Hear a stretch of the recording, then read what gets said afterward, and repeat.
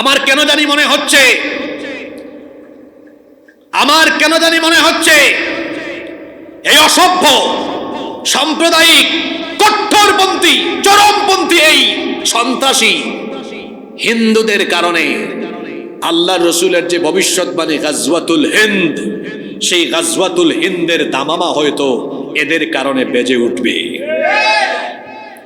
আপনারা ঘুমাই গেছেন নাকি? আমি আপনাদেরকে একটা ঘটনা শোনাইয়া তারপরে শেষ করব। মনোযোগ আছে তো? আল্লাহ রসুল বলে গিয়েছেন কিয়ামতের আগে এই ভারতবর্ষে একটা যুদ্ধ হবে, গাজওয়াতুল হিন্দ। এই ভারতবর্ষে একটা যুদ্ধ হবে। আমি কি হাদিসটা বলবো?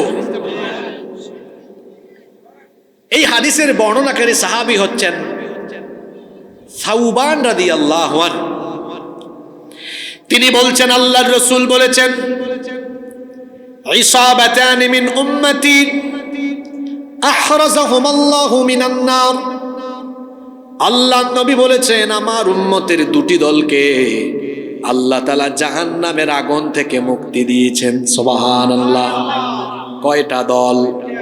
আস্তে বলবেন না, জোরে বলেন, কয়টা দল? এখন যে দুই দলের জন্য জাহান্নামের আগুন মাফ, এই দুই দলে আমরা শামিল হতে চাই কি চাই না?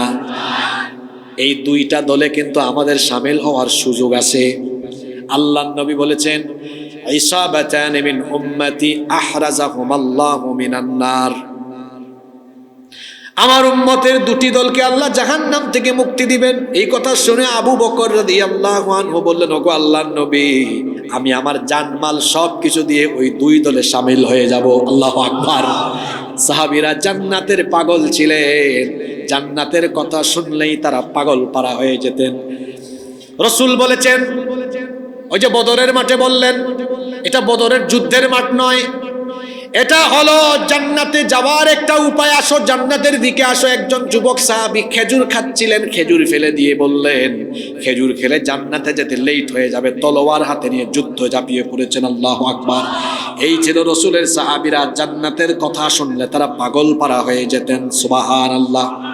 রাসূল বললেন আমার উম্মতের দুটি দলকে আল্লাহ জাহান্নাম থেকে মুক্তি দিয়েছেন।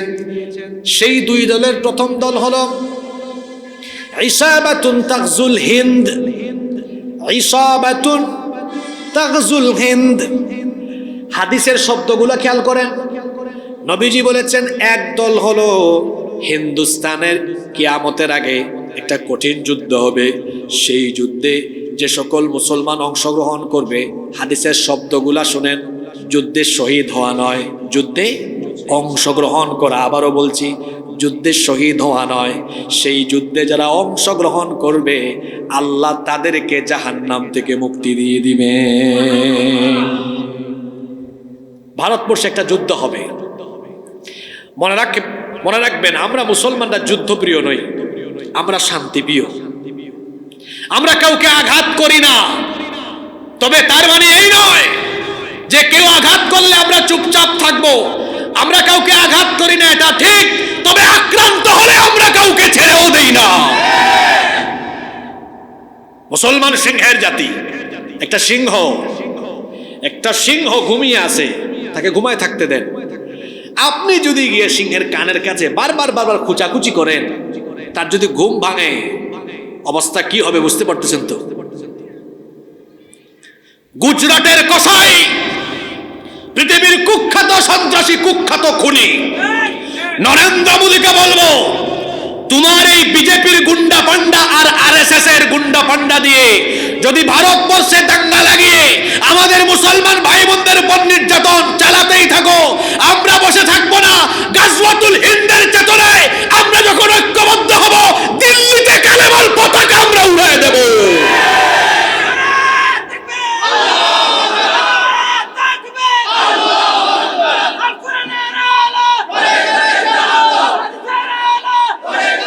আপনারা তো অনেকে ভারতে যান, না? আমিও 2-3 বার গিয়েছি, কিন্তু 2017 পরে আর যাইতে পারি না। 17 সালে একবার লাস্ট গেলাম, যখন এয়ারপোর্টে আটকে দিয়েছে, হ্যারেস করেছে। ওরা তো আবার এই এরকম আমাদের মতো জুব্বা টুব্বা দেখলে, টুপি দাড়ি দেখলে খুব ভয় পায়। কলকাতা এয়ারপোর্টে আটকায় রেখে বিদায় করে দিয়েছে, এরপর থেকে আর যাই না। কিন্তু প্রায় 8-10টা স্টেট ঘুরেছি, বিশেষ করে যে সকল জায়গাগুলোতে আমাদের পূর্বপুরুষদের তৈরি করা স্থাপনা, নিজের চোখে সেগুলো দেখেছি। এই ভারতে সুন্দর সুন্দর যা আছে সব কিন্তু মুসলমানরা নিজের হাতে তৈরি করেছে। আগ্রার তাজমহল, লাল কেল্লা, আগ্রা ফোর্ট যেটাকে বলা হয়, তারপরে কুতুব মিনার, শীষ মিনার, দিল্লির শাহী মসজিদ, সব তো মুসলমানদের হাতে করা। এই ভারতবর্ষকে মুসলমানরা 800 বছর শাসন করেছে, কিন্তু মুসলমানরা তো কখনো কোনো অমুসলিমের গায়ে হাত তুলে নাই, কারো মন্দির পুরায় নাই। পুরাইছে? মানুষ মাটির নিচে খনিজ সম্পদ পায়, আর এই শয়তানরা মাটির নিচে খালি মসজিদ পায়। কথা বুঝেন না এমা? আমরা কখনো কোনো মন্দির দখল করে মসজিদ বানাই নাই। 47 সালে ইস্ট ইন্ডিয়া ভারত থেকে গিয়েছে, ব্রিটিশ মুক্ত হয়েছে ভারত। ওই ভারতের স্বাধীনতা আন্দোলনেও কিন্তু হিন্দুদের চেয়ে মুসলমানদের অবদান বেশি। এটা আমি ফাঁকা বলি আর এখানে চাপাবাজি করে যাচ্ছি না। ওই দিল্লিতে গেলে ইন্ডিয়া গেট ঘুরে আসবেন, আমি নিজে গিয়েছি সেখানে, ইন্ডিয়া গেট। ওখানে দেখবেন স্বাধীনতা আন্দোলনে যারা শহীদ হয়েছেন এদের নাম লেখা আছে, দেখবেন সেখানে মুসলমানদের সংখ্যা সবচেয়ে বেশি। ভারতের স্বাধীনতা আন্দোলনের জন্য মুসলমানরা বেশি রক্ত দিয়েছে। আমরা কখনো অমুসলিমদের গায়ে হাত তুলি নাই, মন্দির পুরাই নাই।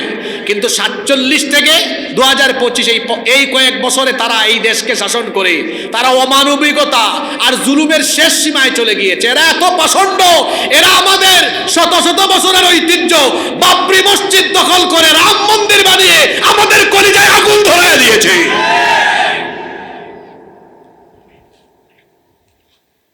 আপনাদের মনে আছে কিনা, তাবরিজ নামক এক যুবককে পিটিয়ে পিটিয়ে হত্যা করেছে জয় শ্রীরাম না বলার কারণে। মুস্কান নামে এক বোনকে কলেজে লাঞ্ছিত করেছে।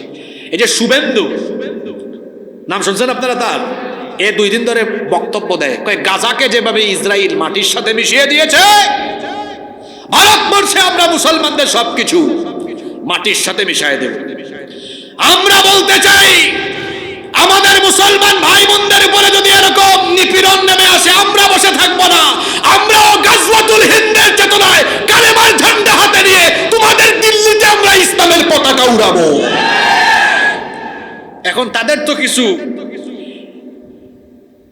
মিডিয়া আছে যারা খুব লাফাই অনেক কথা বলে। যে ময়ূখ রঞ্জন একটা আসে না, ব্যাং যেমন লাফায় ও তেমন লাফায়। থাকবে না, বাংলাদেশটা থাকবে না, তোর বাপের দেশ বাংলাদেশ থাকবে না। মাঝখানে বলছিল না চট্টগ্রাম থাকবে না, চট্টগ্রাম থাকবে না, কে নিয়ে যাবে? তোর বাপের দেশ এটা। চট্টগ্রামের দিকে হাত বাড়ায় দেখ, বীর চট্টলার মুসলমানেরা সেই কালো হাত ভেঙে চুরে গুড়িয়ে দিবে। কই সিলেট থাকবে না, আমার বাড়ি তো সিলেট, জানেন নি আপনারা। তা আমরাও কইছি ওইয়া হামাও বাদে দইরা বাদাম দিব, কিতা দিমু, আমাদেরকে চিনে না, ব্যাককলের দল। আমাদের একটা সোনালী ইতিহাস আছে।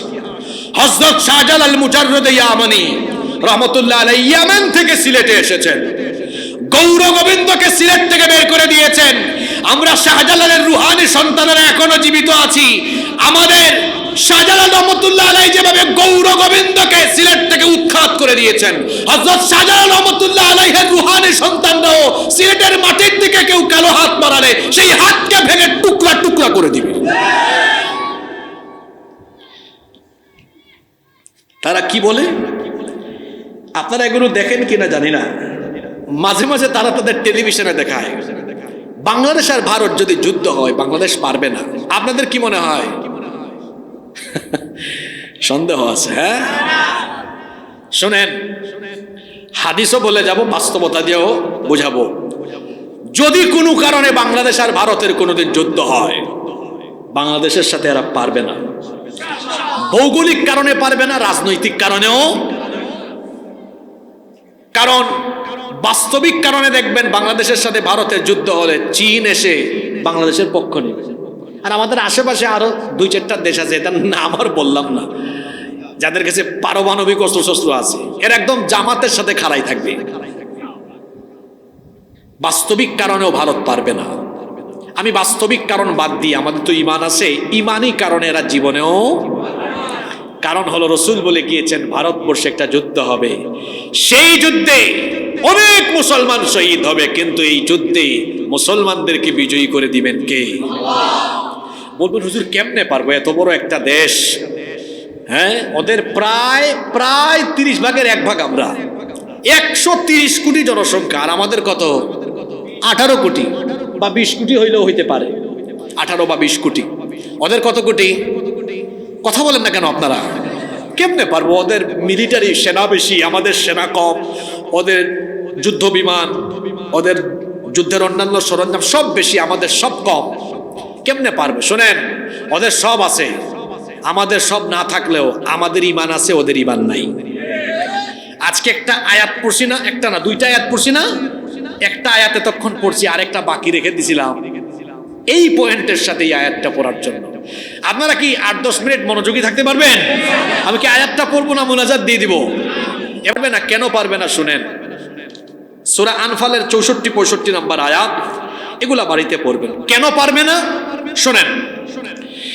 ইয়া আইয়ুহান নাবিয়্যু হাররিদিল মুমিনিনা আলাল কিতাল, হে নবী মুমিনদেরকে আপনি যুদ্ধের ব্যাপারে উৎসাহিত করেন, ইনকারেজ করেন।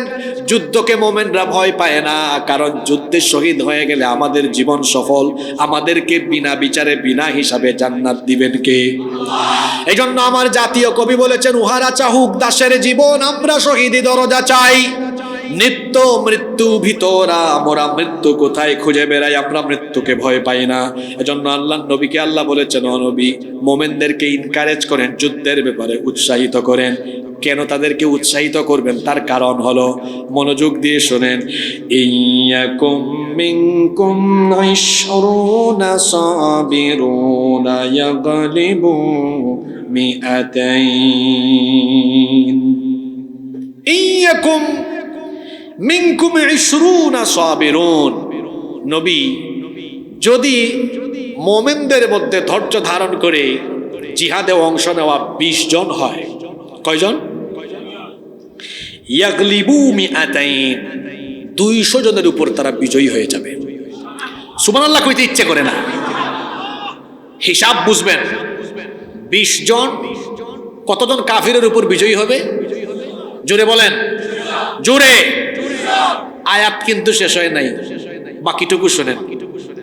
ওয়া ইয়াকুম মিনকুম মিআতুন ইয়াগলিবু আলফাম মিনাল্লাযীনা কাফারু বিআন্নাহুম কওমুন লা ইয়াফকাহুন। ওয়া ইয়াকুম মিনকুম মিআহ, আর যদি মুমিনের সংখ্যা 100 জন হয়, ইয়াগলিবু আলফাম মিনাল্লাযীনা কাফারু, 1000 কাফিরের উপরে তারা বিজয়ী হয়ে যাবে। ঠিক আছে, সুবহানাল্লাহ তো কইলেন, এবার আমার এই হিসাবটা দেন তো। 20 জনে, সবাই বলেন। যুবক ভাইরা কি ঘুমায় গেছে নাকি? আমি দুর্বল মুসলমান দেখতে পারি না। বীর চট্টলার মানুষ বীর পুরুষের মতো কথা বলবে। 20 জন কত জনের উপরে? আর 100 জন? যারা হিসাব ক্যালকুলেটর ছাড়া পারবেন তো বলেন, আর যারা পারেন না ক্যালকুলেটর মারেন। 200 ভাগ 20, 1000 ভাগ 100, ফলাফল একটাই হবে। কত হয় বলেন? হ্যাঁ, কত হইছে? 10। কত হইছে? 1000 ভাগ 100 সমান 10, আবার 200 ভাগ 20 সমান। কুরআনের কি মজা দেখেন না আপনারা, হিসাবের সিস্টেম দেখেন। আল্লাহ কি বুঝাইতে চাইলেন? ও নবী, ওই যে আগের আয়াত, মুমিনদের জন্য যথেষ্ট কে?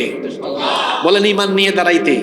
ইমান নিয়ে দাঁড়াইলে যুদ্ধের সময় একজন ইমানদার, তার গায়ে আল্লাহ এমন শক্তি দিবেন, 10 জন কাফেরকে একাই শুয়াই ফেলবে।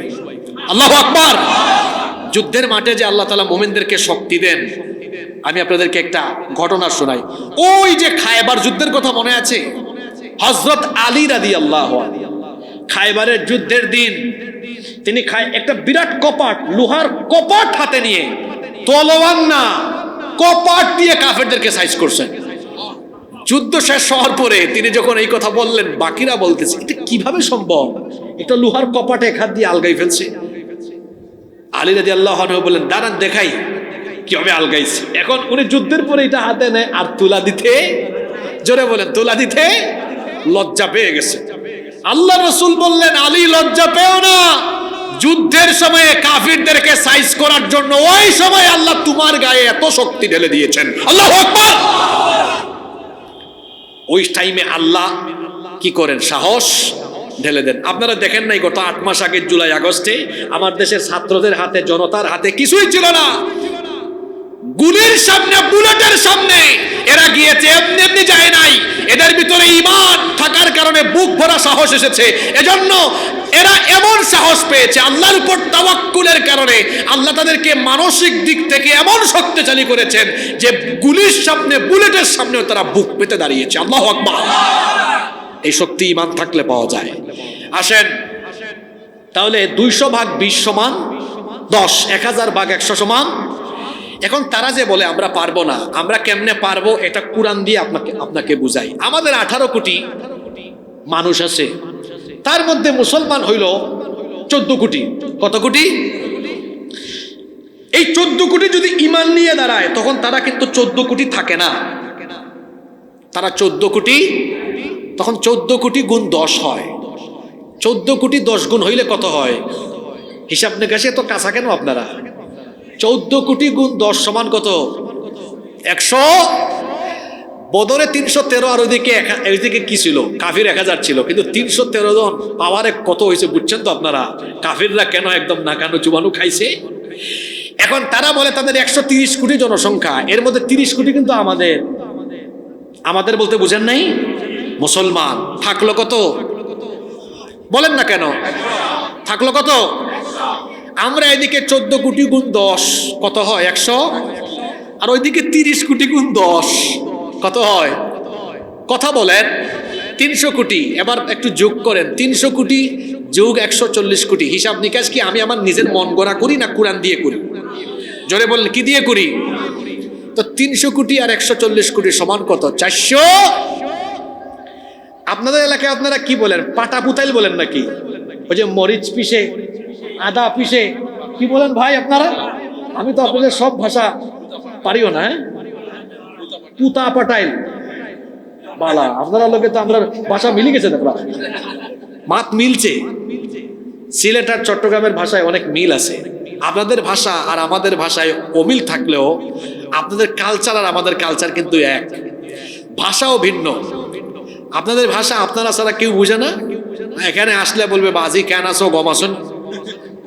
আর আমাদের সিলেট গেলে আপনারা বলবে কিতাব আইসাব বালানি আউকা খাউকা বৌকা যাউকা।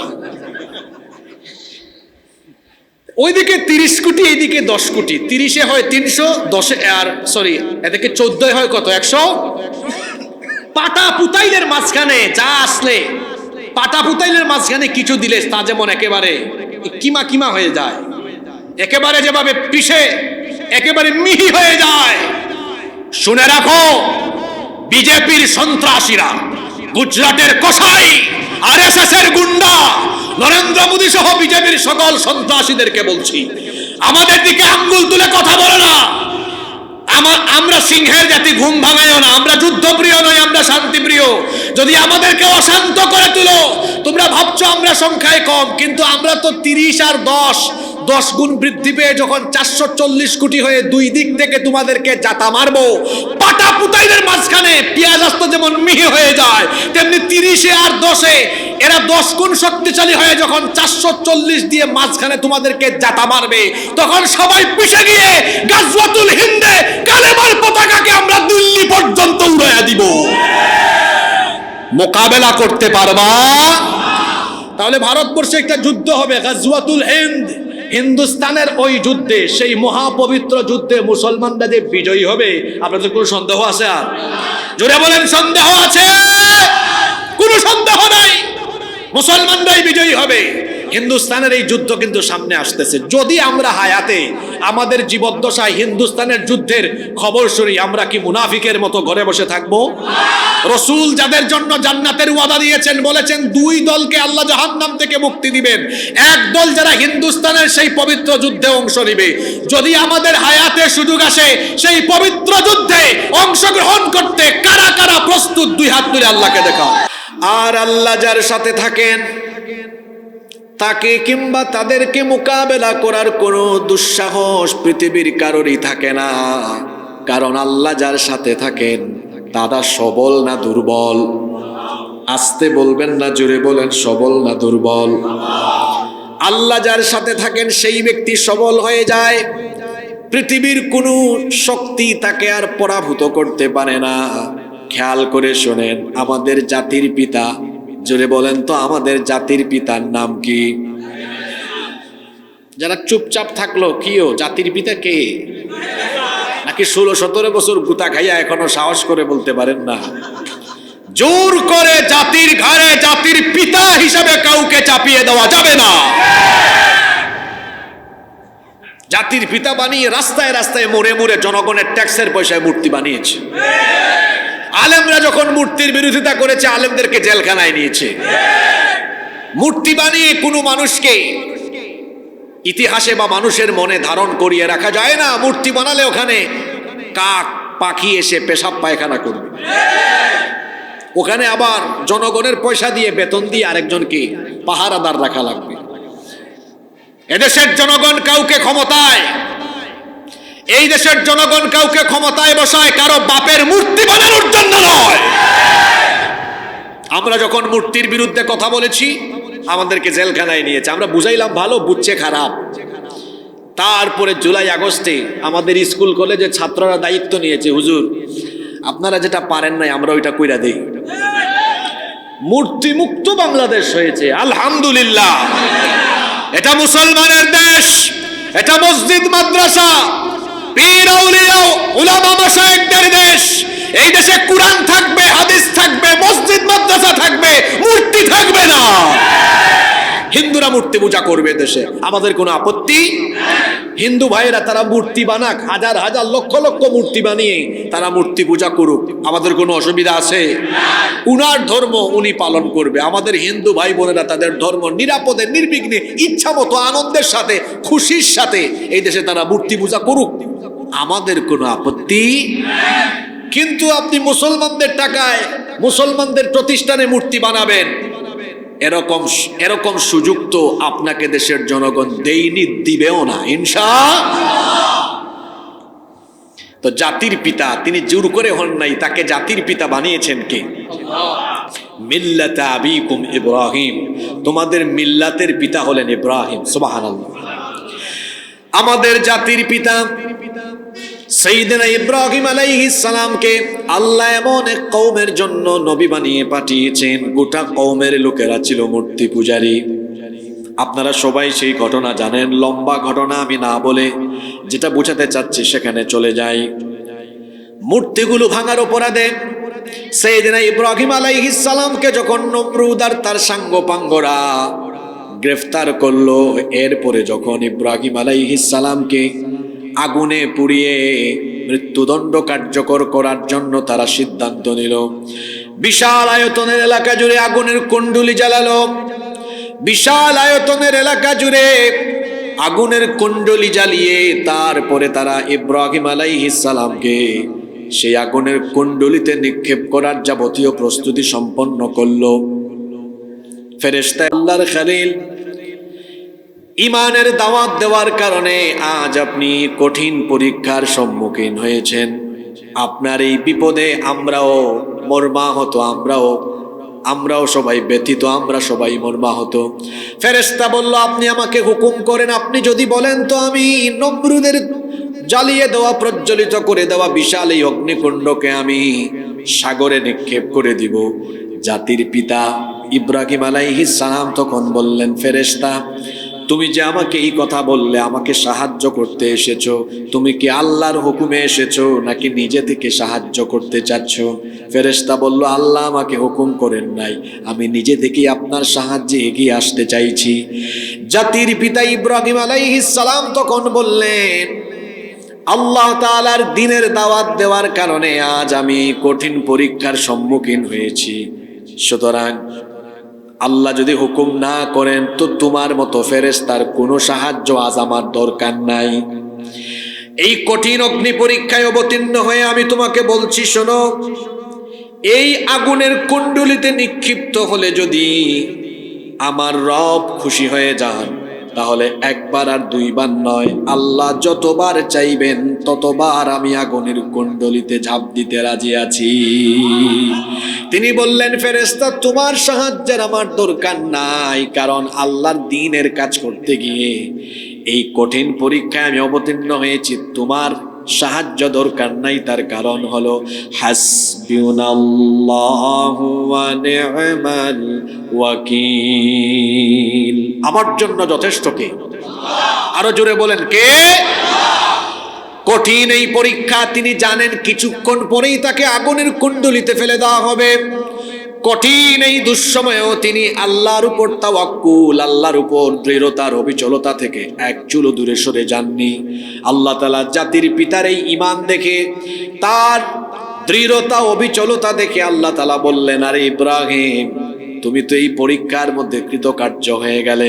যখন নমরুদের বাহিনী ইব্রাহিম আলাইহিস সালামকে আগুনের কুণ্ডলিতে ফেলে দিল, তখন আল্লাহ তাআলা আগুনকে হুকুম করলেন, ইয়া নারু কুনি বারদাও ওয়া সালামান আলা ইব্রাহিম। আল্লাহ বললেন, হে আগুন, আচ্ছা বলেন তো দেখি, আগুনের মালিক যিনি, তিনি কে? আগুন কি আমাদের কথা মানে না আল্লাহর কথা মানে? আগুনের স্বভাব হলো দহন করা, জ্বালিয়ে দেওয়া, ছারখার করে দেওয়া, কিন্তু আগুন সেদিন তার স্বভাবের বিপরীত কাজ করলো।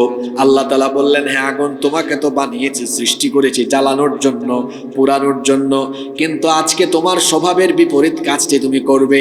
ইয়া নারু কুনি বারদাও ওয়া সালামান আলা ইব্রাহিম, হে আগুন, তুমি আমার খলিল ইব্রাহিমের জন্য শান্তিদায়ক, আরামদায়ক হয়ে যাও। নমরুদ আর তার বাহিনী ইব্রাহিম আলাইহিস সালামকে আগুনে ফেলে দিয়েছে। তারা খুব আনন্দ ফুর্তি করছে, মনে মনে বলছে, আমাদের দুশমন, আমাদের শত্রু ইব্রাহিম আজকে আগুনে পুড়ে শেষ হয়ে যাবে। তারা খুব ফুর্তি করতেছে, আনন্দ করতেছে। এর মধ্যে একজন এসে বলে, লিডার, স্যার অবস্থা তো ভালো না। নমরুদ বলে, কই কি হয়েছে? সে বলল, আমরা যে ইব্রাহিমকে আগুনে ফেলেছি পুরানোর জন্য, জ্বালিয়ে পুড়িয়ে ছারখার করে দেওয়ার জন্য, আজকে আগুনের কি হলো বুঝলাম না। আমরা যে আগুন প্রজ্বলিত করলাম ইব্রাহিমকে জ্বালানোর জন্য, লিডার তাকায়া দেখেন, আগুন তো ইব্রাহিমকে জ্বালাতে পারে না, পুরাতেও পারে না। আজকে আগুন ইব্রাহিমের জন্য ফুল বাগান হয়ে গিয়েছে। নমরুদ এবং তার বাহিনীর প্রজ্বলিত আগুন ইব্রাহিম আলাইহিস সালামের কোনো ক্ষতি করতে পারে নাই, কারণ ইব্রাহিম আলাইহিস সালামের সাথে ছিলেন কে? আল্লাহ যার সাথে থাকেন তাকে কেউ মোকাবেলা করতে পারে না। আল্লাহ যার সাথে থাকেন কেউ তার বা তাদের কোনো ক্ষতি করতে পারে না। ওই যে মুসা নবীর কাহিনী তো আপনাদের মনে আছে। মুসা নবী যখন তার উম্মত নিয়ে মিশর ছেড়ে চলে যাচ্ছেন, লোহিত সাগরের সামনে যাওয়ার পরে পিছন থেকে ফেরাউনের বাহিনী ধাওয়া করতে করতে যখন তাদের নিকটে চলে আসলো, মুসা নবীর উম্মত তখন বললেন, ওগো আল্লাহর নবী মুসা, কোন বিপদে আমাদেরকে ফেললেন? সামনে লোহিত সাগর, সামনে গেলেও আমাদের মরণ, পিছনে ফেরাউনের বাহিনী, পিছনে গেলেও আমাদের মরণ। কোথায় যাব? সামনেও মরণ, পিছনেও মরণ। তারা বলল, মুসা তাকিয়ে দেখেন, পিছনে ফেরাউনের বাহিনীর সাথে অস্ত্র শস্ত্র আছে, তীর আছে, তলোয়ার আছে, বর্ষা আছে, বল্লম আছে, আমাদের সাথে তো কিছুই নাই। দেখেন কঠিন এই বিপদের সময় সামনে সাগর, পিছনে ফেরাউনের বাহিনী, আর উম্মত বলে আমাদের সাথে কিছু নাই। তখন নবী বলে, নবী এমন কথা বললেন, আল্লাহ এই কথাটা কোরআনে কারিমে উঠায়া দিয়েছেন। মুসা নবী বললেন, কে বলেছে আমাদের সাথে কেউ নাই? কাল্লা ইন্না মাইয়া রব্বি রব্বি সায়াহদিন। কখনো নয়। ইন্না মাইয়া রব্বি, আমার উম্মত কে বলেছে আমাদের সাথে কিছু নাই, ওদের সাথে অস্ত্র শস্ত্র তীর তলোয়ার বল্লম বর্ষা সব আছে, তোমরা বলতেছো আমাদের সাথে কিছু নাই। কে বলেছে কিছু নাই? ইন্না মাইয়া রব্বি, আমাদের সাথে আছেন সর্বশক্তিমান মহাশক্তিমান আল্লাহ, সুবহানাল্লাহ। সায়াহদিন, শীঘ্রই তিনি আমাদেরকে পথ দেখাবেন, নাজাতের রাস্তা দেখাবেন। দেখেন কঠিন বিপদ, দেয়ালে পিঠ থেকে গিয়েছে, সামনে সাগর, পিছনে ফেরাউনের বাহিনী, সামনে পিছনে দুই দিকে গেলে বিপদ। এই সময় তিনি কি হতাশ হয়েছেন? জোরে বলেন, হতাশ হয়েছেন? তিনি বলেছেন উম্মত হতাশ হয় না, আল্লাহ আমাদের সাথে আছেন। আল্লাহ যার সাথে আছেন তাদের কোনো ভয় আছে? মুসা নবী যখন বললেন উম্মত হতাশ হয় না, আল্লাহ আছেন, মুসা নবীর এই দৃঢ়তা, এই অবিচলতা দেখে আল্লাহ বললেন মুসা তোমার হাতে কি? মুসা নবী বললেন লাঠি। আল্লাহ বললেন আজকে এই লাঠির কারিশমা সবাই দেখবে, একটু আঘাত করো। লাঠি দিয়ে যখন আঘাত করলেন, সাগরের মাঝখান দিয়ে আল্লাহ একটা আর দুইটা নয়, বনি ইসরাইলের 12 গোত্রের জন্য আল্লাহ 12টা রাস্তা বানায় দিয়েছে। বলেন এই কঠিন বিপদের সময় মুসা নবীর সাথে তলোয়ার অস্ত্র শস্ত্র ছিল না, কিন্তু সাথে ছিলেন কে? নমরুদ, ইব্রাহিম মুসা আলাইহিস সালামকে ফেরাউন আর তার বাহিনী ধ্বংস করতে পেরেছে না ধ্বংস হয়েছে? ধ্বংস হয়েছে।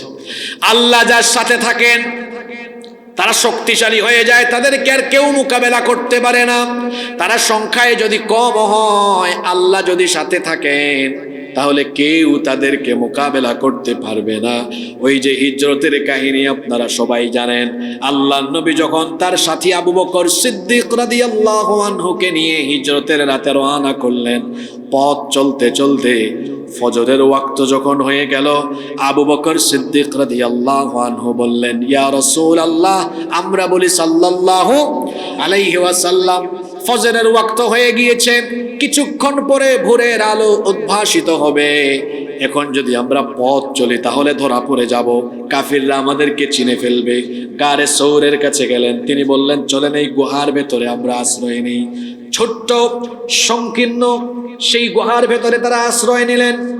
এতটাই সংকীর্ণ গুহা, এই গুহার মধ্যে অবস্থান নিয়ে এরকম একটু বসলে পরে উপর থেকে বোঝা যায় কেউ এখানে বসে আছে।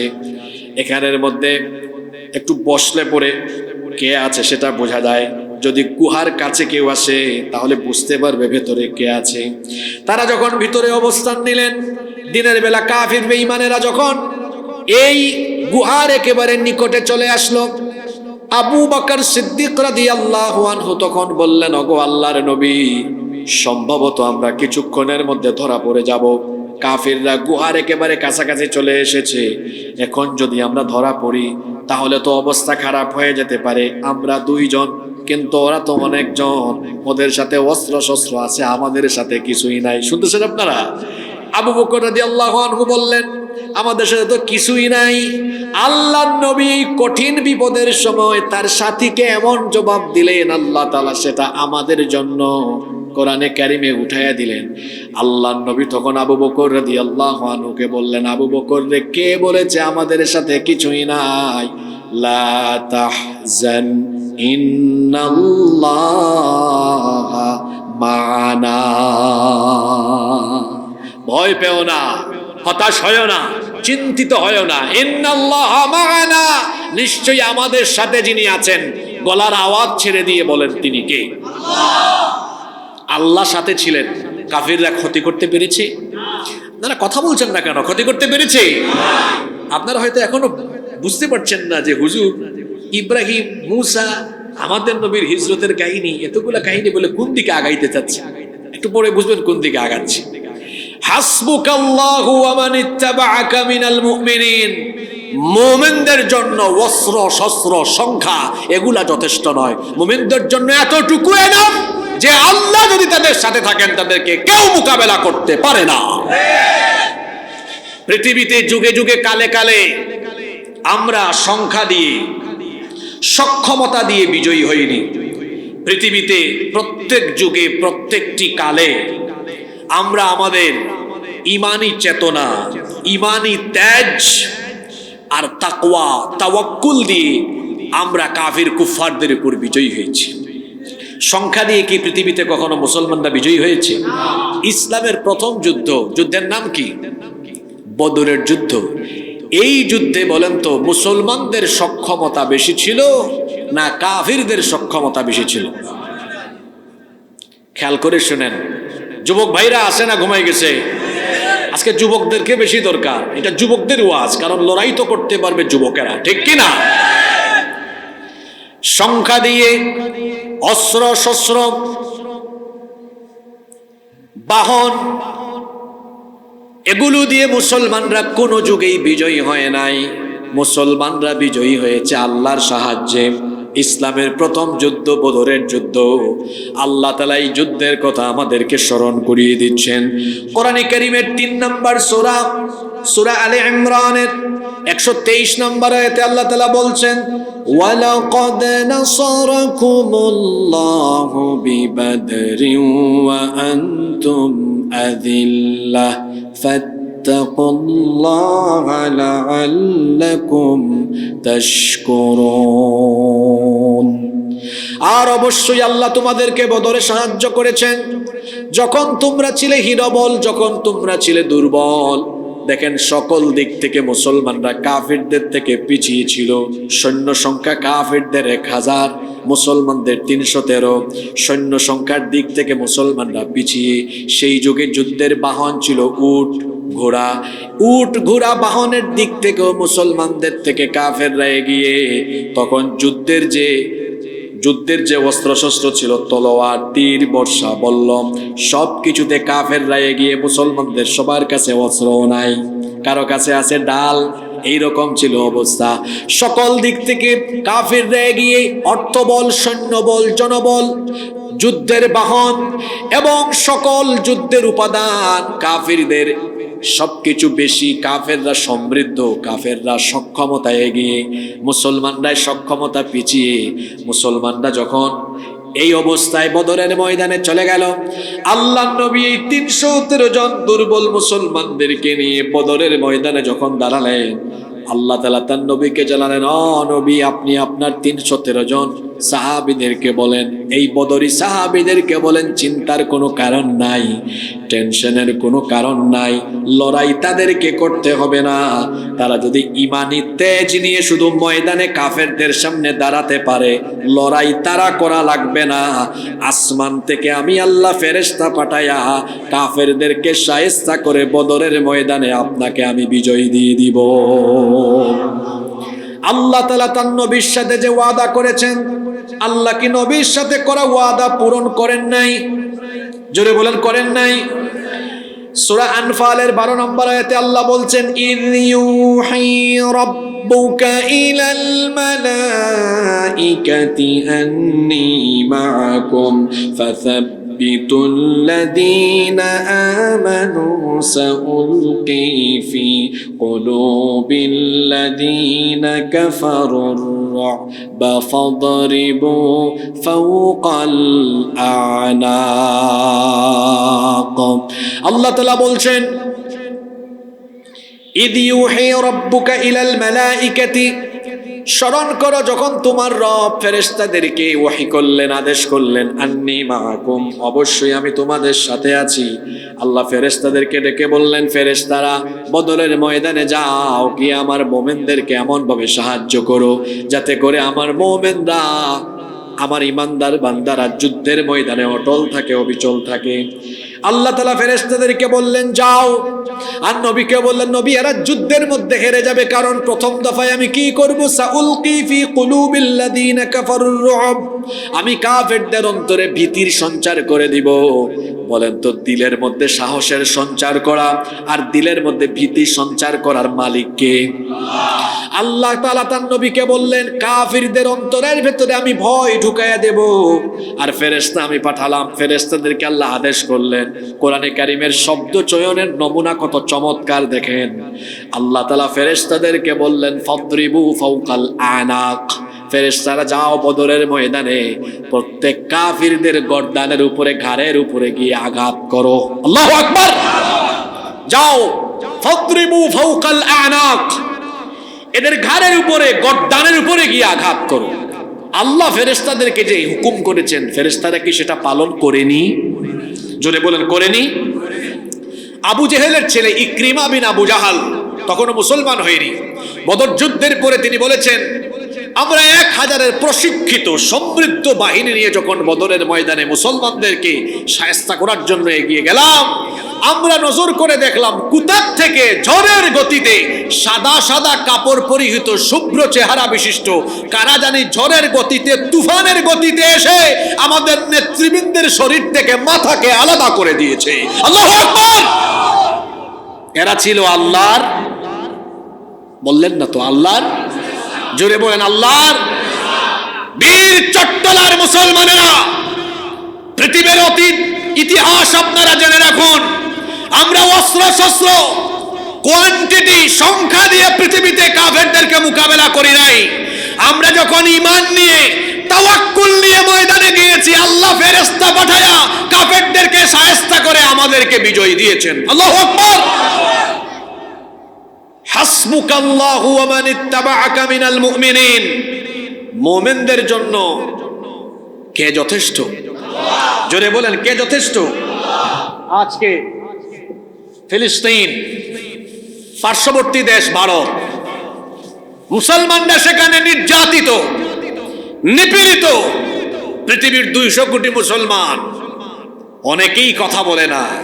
বর্তমানে গাজা এবং রাফায় যে পরিস্থিতি চলছে, শুধু প্রতিবাদ করলেই হবে না।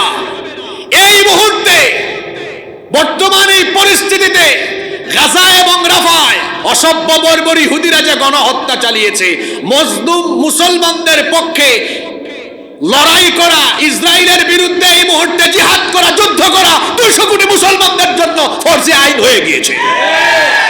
আমার কাছে দলিল আছে, সূরা নিসা পড়বেন 75 নম্বর আয়াত। মক্কা থেকে হিজরত করে রাসূল এবং তার সাথে সাহাবীরা মদিনায় গেলেন, কিন্তু আর্থিক দৈন্যদশা এবং শারীরিক অক্ষমতার কারণে দুর্বল কিছু ঈমানদার, অসহায় কিছু ঈমানদার নারী, পুরুষ আর শিশু হিজরত করে মদিনায় যেতে পারলেন না। এরা মক্কায় থেকে গেলেন। মক্কার কাফিরেরা এদের উপরে অবর্ণনীয় জুলুম আর নির্যাতন যখন চালালো, তখন এই মজলুম নারী, পুরুষ আর শিশুরা আল্লাহর দরবারে তখন 3টা আবেদন করলো। জোরে বলেন, কয়টা? 1 নাম্বার আবেদন করলো, আল্লাহ এই জালিমদের হাত থেকে আমাদেরকে রক্ষা করো। 2 নাম্বার আবেদন করলো, আল্লাহ আমাদের জন্য তোমার তরফ থেকে অভিভাবক পাঠাও। 3 নাম্বার আবেদন করলো, আল্লাহ তোমার তরফ থেকে আমাদের জন্য সাহায্যকারী পাঠাও। এই মজলুমরা যখন 3টা আবেদন করলো, মনে রাখবেন মজলুম আর আল্লাহর মাঝখানে কোনো পর্দা। এজন্য আল্লাহর নবী বলেছেন, ইত্তাকু দাওয়াতাল মাজলুম, মজলুমের বদদুয়া থেকে নিজেকে বাঁচাও, কারো উপরে জুলুম করবেন না। কারণ যার উপর জুলুম করবেন, মজলুমের চোখের পানি জালিমের জন্য অভিশাপ হয়ে ফিরে আসে। আমার দেশে যারা 16-17 বছর মানুষের উপর জুলুম করেছে, আলেমদের উপর জুলুম করেছে, অন্ধকার কারাগারে নীরবে নিভৃতে সেই আলেমদের চোখের পানি যখন ঝরেছে, মজলুমদের সেই চোখের পানি আল্লাহর গজব হয়ে জালিমদের উপরে এমন ভাবে অভিশাপ হয়ে ফিরে এসেছে, যার দরুন এই মজলুমদের উপরে জুলুম করার কারণে, মজলুমদের বদদুয়ার ফলে জালিমরা শুধু ক্ষমতা ছাড়া হয় নাই, দেশ ছাড়া হয়ে চোরের মতো পালিয়ে যেতে বাধ্য হয়েছে। মজলুমের দোয়া বিফলে যায় না। এই মজলুমরা যখন দোয়া করলেন, আল্লাহ তাআলা এই মজলুমদের দোয়া কবুল করে আয়াত নাজিল করে দিলেন। মক্কায় চলে যাওয়া সেই মুহাজির সাহাবীদেরকে লক্ষ্য করে বললেন, ওয়া মা লাকুম লা তুকাতিলুনা ফি সাবিলিল্লাহ, তোমাদের কি হলো? কেন তোমরা আল্লাহর পথে লড়াই করছো না? ওয়াল মুস্তাদাফিনা মিনার রিজালি ওয়ান নিসাই ওয়াল উইলদান, সেই সকল দুর্বল ঈমানদার নারী, পুরুষ আর শিশুদের জন্য। আল্লাযীনা ইয়াকুলুনা, যারা মজলুম হয়ে বলছে, রব্বানা আখরিজনা মিন হাযিহিল ক্বরিয়াতিয যালিমি আহলুহা, হে রব আমাদেরকে এই জালিম অধ্যুষিত অঞ্চল থেকে বের করে দাও। ওয়াজআল লানা মিন লাদুনকা ওয়ালিয়া, আমাদের জন্য তোমার তরফ থেকে অভিভাবক পাঠাও। ওয়াজআল লানা মিন লাদুনকা নাসীরা, আর তোমাদের আর আপনার তরফ থেকে আমাদের জন্য সাহায্য সাহায্যকারী পাঠান। দুর্বল হাতে গোনা কয়েকজন ইমানদার নারী পুরুষ আর শিশুদের জন্য যদি কোরআনের আয়াত নাজিল করে আল্লাহ তাআলা বাকিদের উপরে জিহাদকে বাধ্যতামূলক করে দেন। এই আয়াতকে সামনে রেখে বলছি, হাতে গোনা কয়েকজনের পক্ষে জিহাদ করা যদি আল্লাহ ফরজ করে দিয়ে কোরআনের আয়াত নাজিল করতে পারেন, গাজা আর রাফায় লক্ষ লক্ষ নির্যাতিত নিপীড়িত মুসলমানদের পক্ষে দাঁড়িয়ে আজকের পৃথিবীর শত শত কোটি মুসলমানদেরও তাদের পক্ষে দাঁড়িয়ে জিহাদ করা ফরজে আইন হয়ে গিয়েছে। আপনি বলবেন হুজুর কেমনে কেমনে বলেন তো, এটা কি সম্ভব? আমাদের তো সক্ষমতা নাই। মনোযোগ আছে আপনাদের? হ্যাঁ, এখন কিন্তু পিক আওয়ার চলে, আলোচনার পিক আওয়ার, সবচেয়ে গুরুত্বপূর্ণ কথাগুলো এখন বলা হবে। মনোযোগ আছে? যুবক ভাইরা আছে না ঘুমাই গেছে? এখন আমাদের কিছু বাস্তববাদী মানুষ আছে, বাস্তববাদী, তারা বলে হুজুর বাস্তবতার কোনো জ্ঞান আছে আপনার? ওদের কাছে মিসাইল আছে, আমাদের কাছে মিসাইল আছে। ওদের কাছে পারমাণবিক অস্ত্র আছে, আমাদের কাছে সেগুলো আছে। আমাদের তো সক্ষমতা নাই, আমরা তো ওদের সাথে পারবো না। আর আমি আপনাকে বলছি শুনেন, ওদের সব আছে, আমাদের কিছু নাই, ঠিক আছে, কিন্তু আমাদের কাছে এমন জিনিস আছে যেটা ওদের কাছে সেটা কি না, সেটা কি? ঈমান। সেটা কি? আমাদের ঈমান আছে, ওদের ঈমান।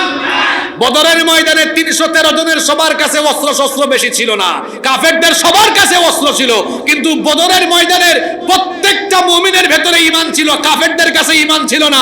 ঈমান থাকার কারণে আল্লাহ তাআলা সাহায্য করে কাফেরদের উপর বিজয় দিয়েছে। আজকে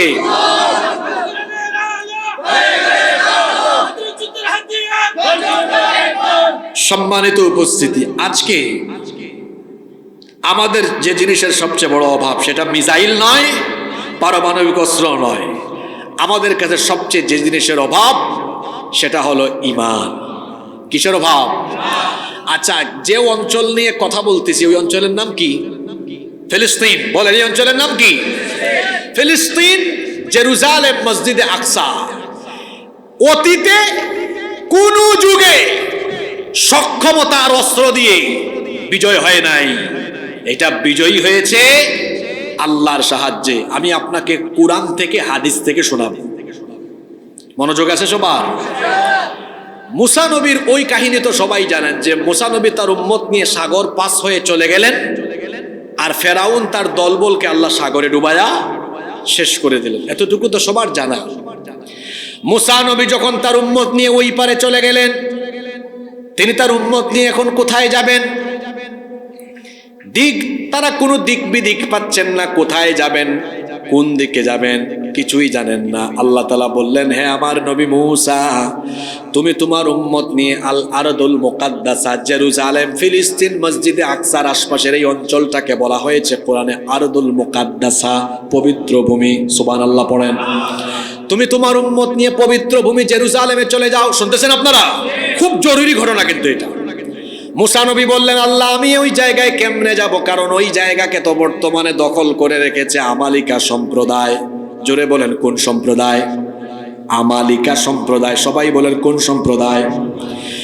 আমালিকা সম্প্রদায় ছিল সেই সময়ে পৃথিবীর সুপার পাওয়ার, শক্তিশালী সেনাবাহিনী তাদের কাছে ছিল।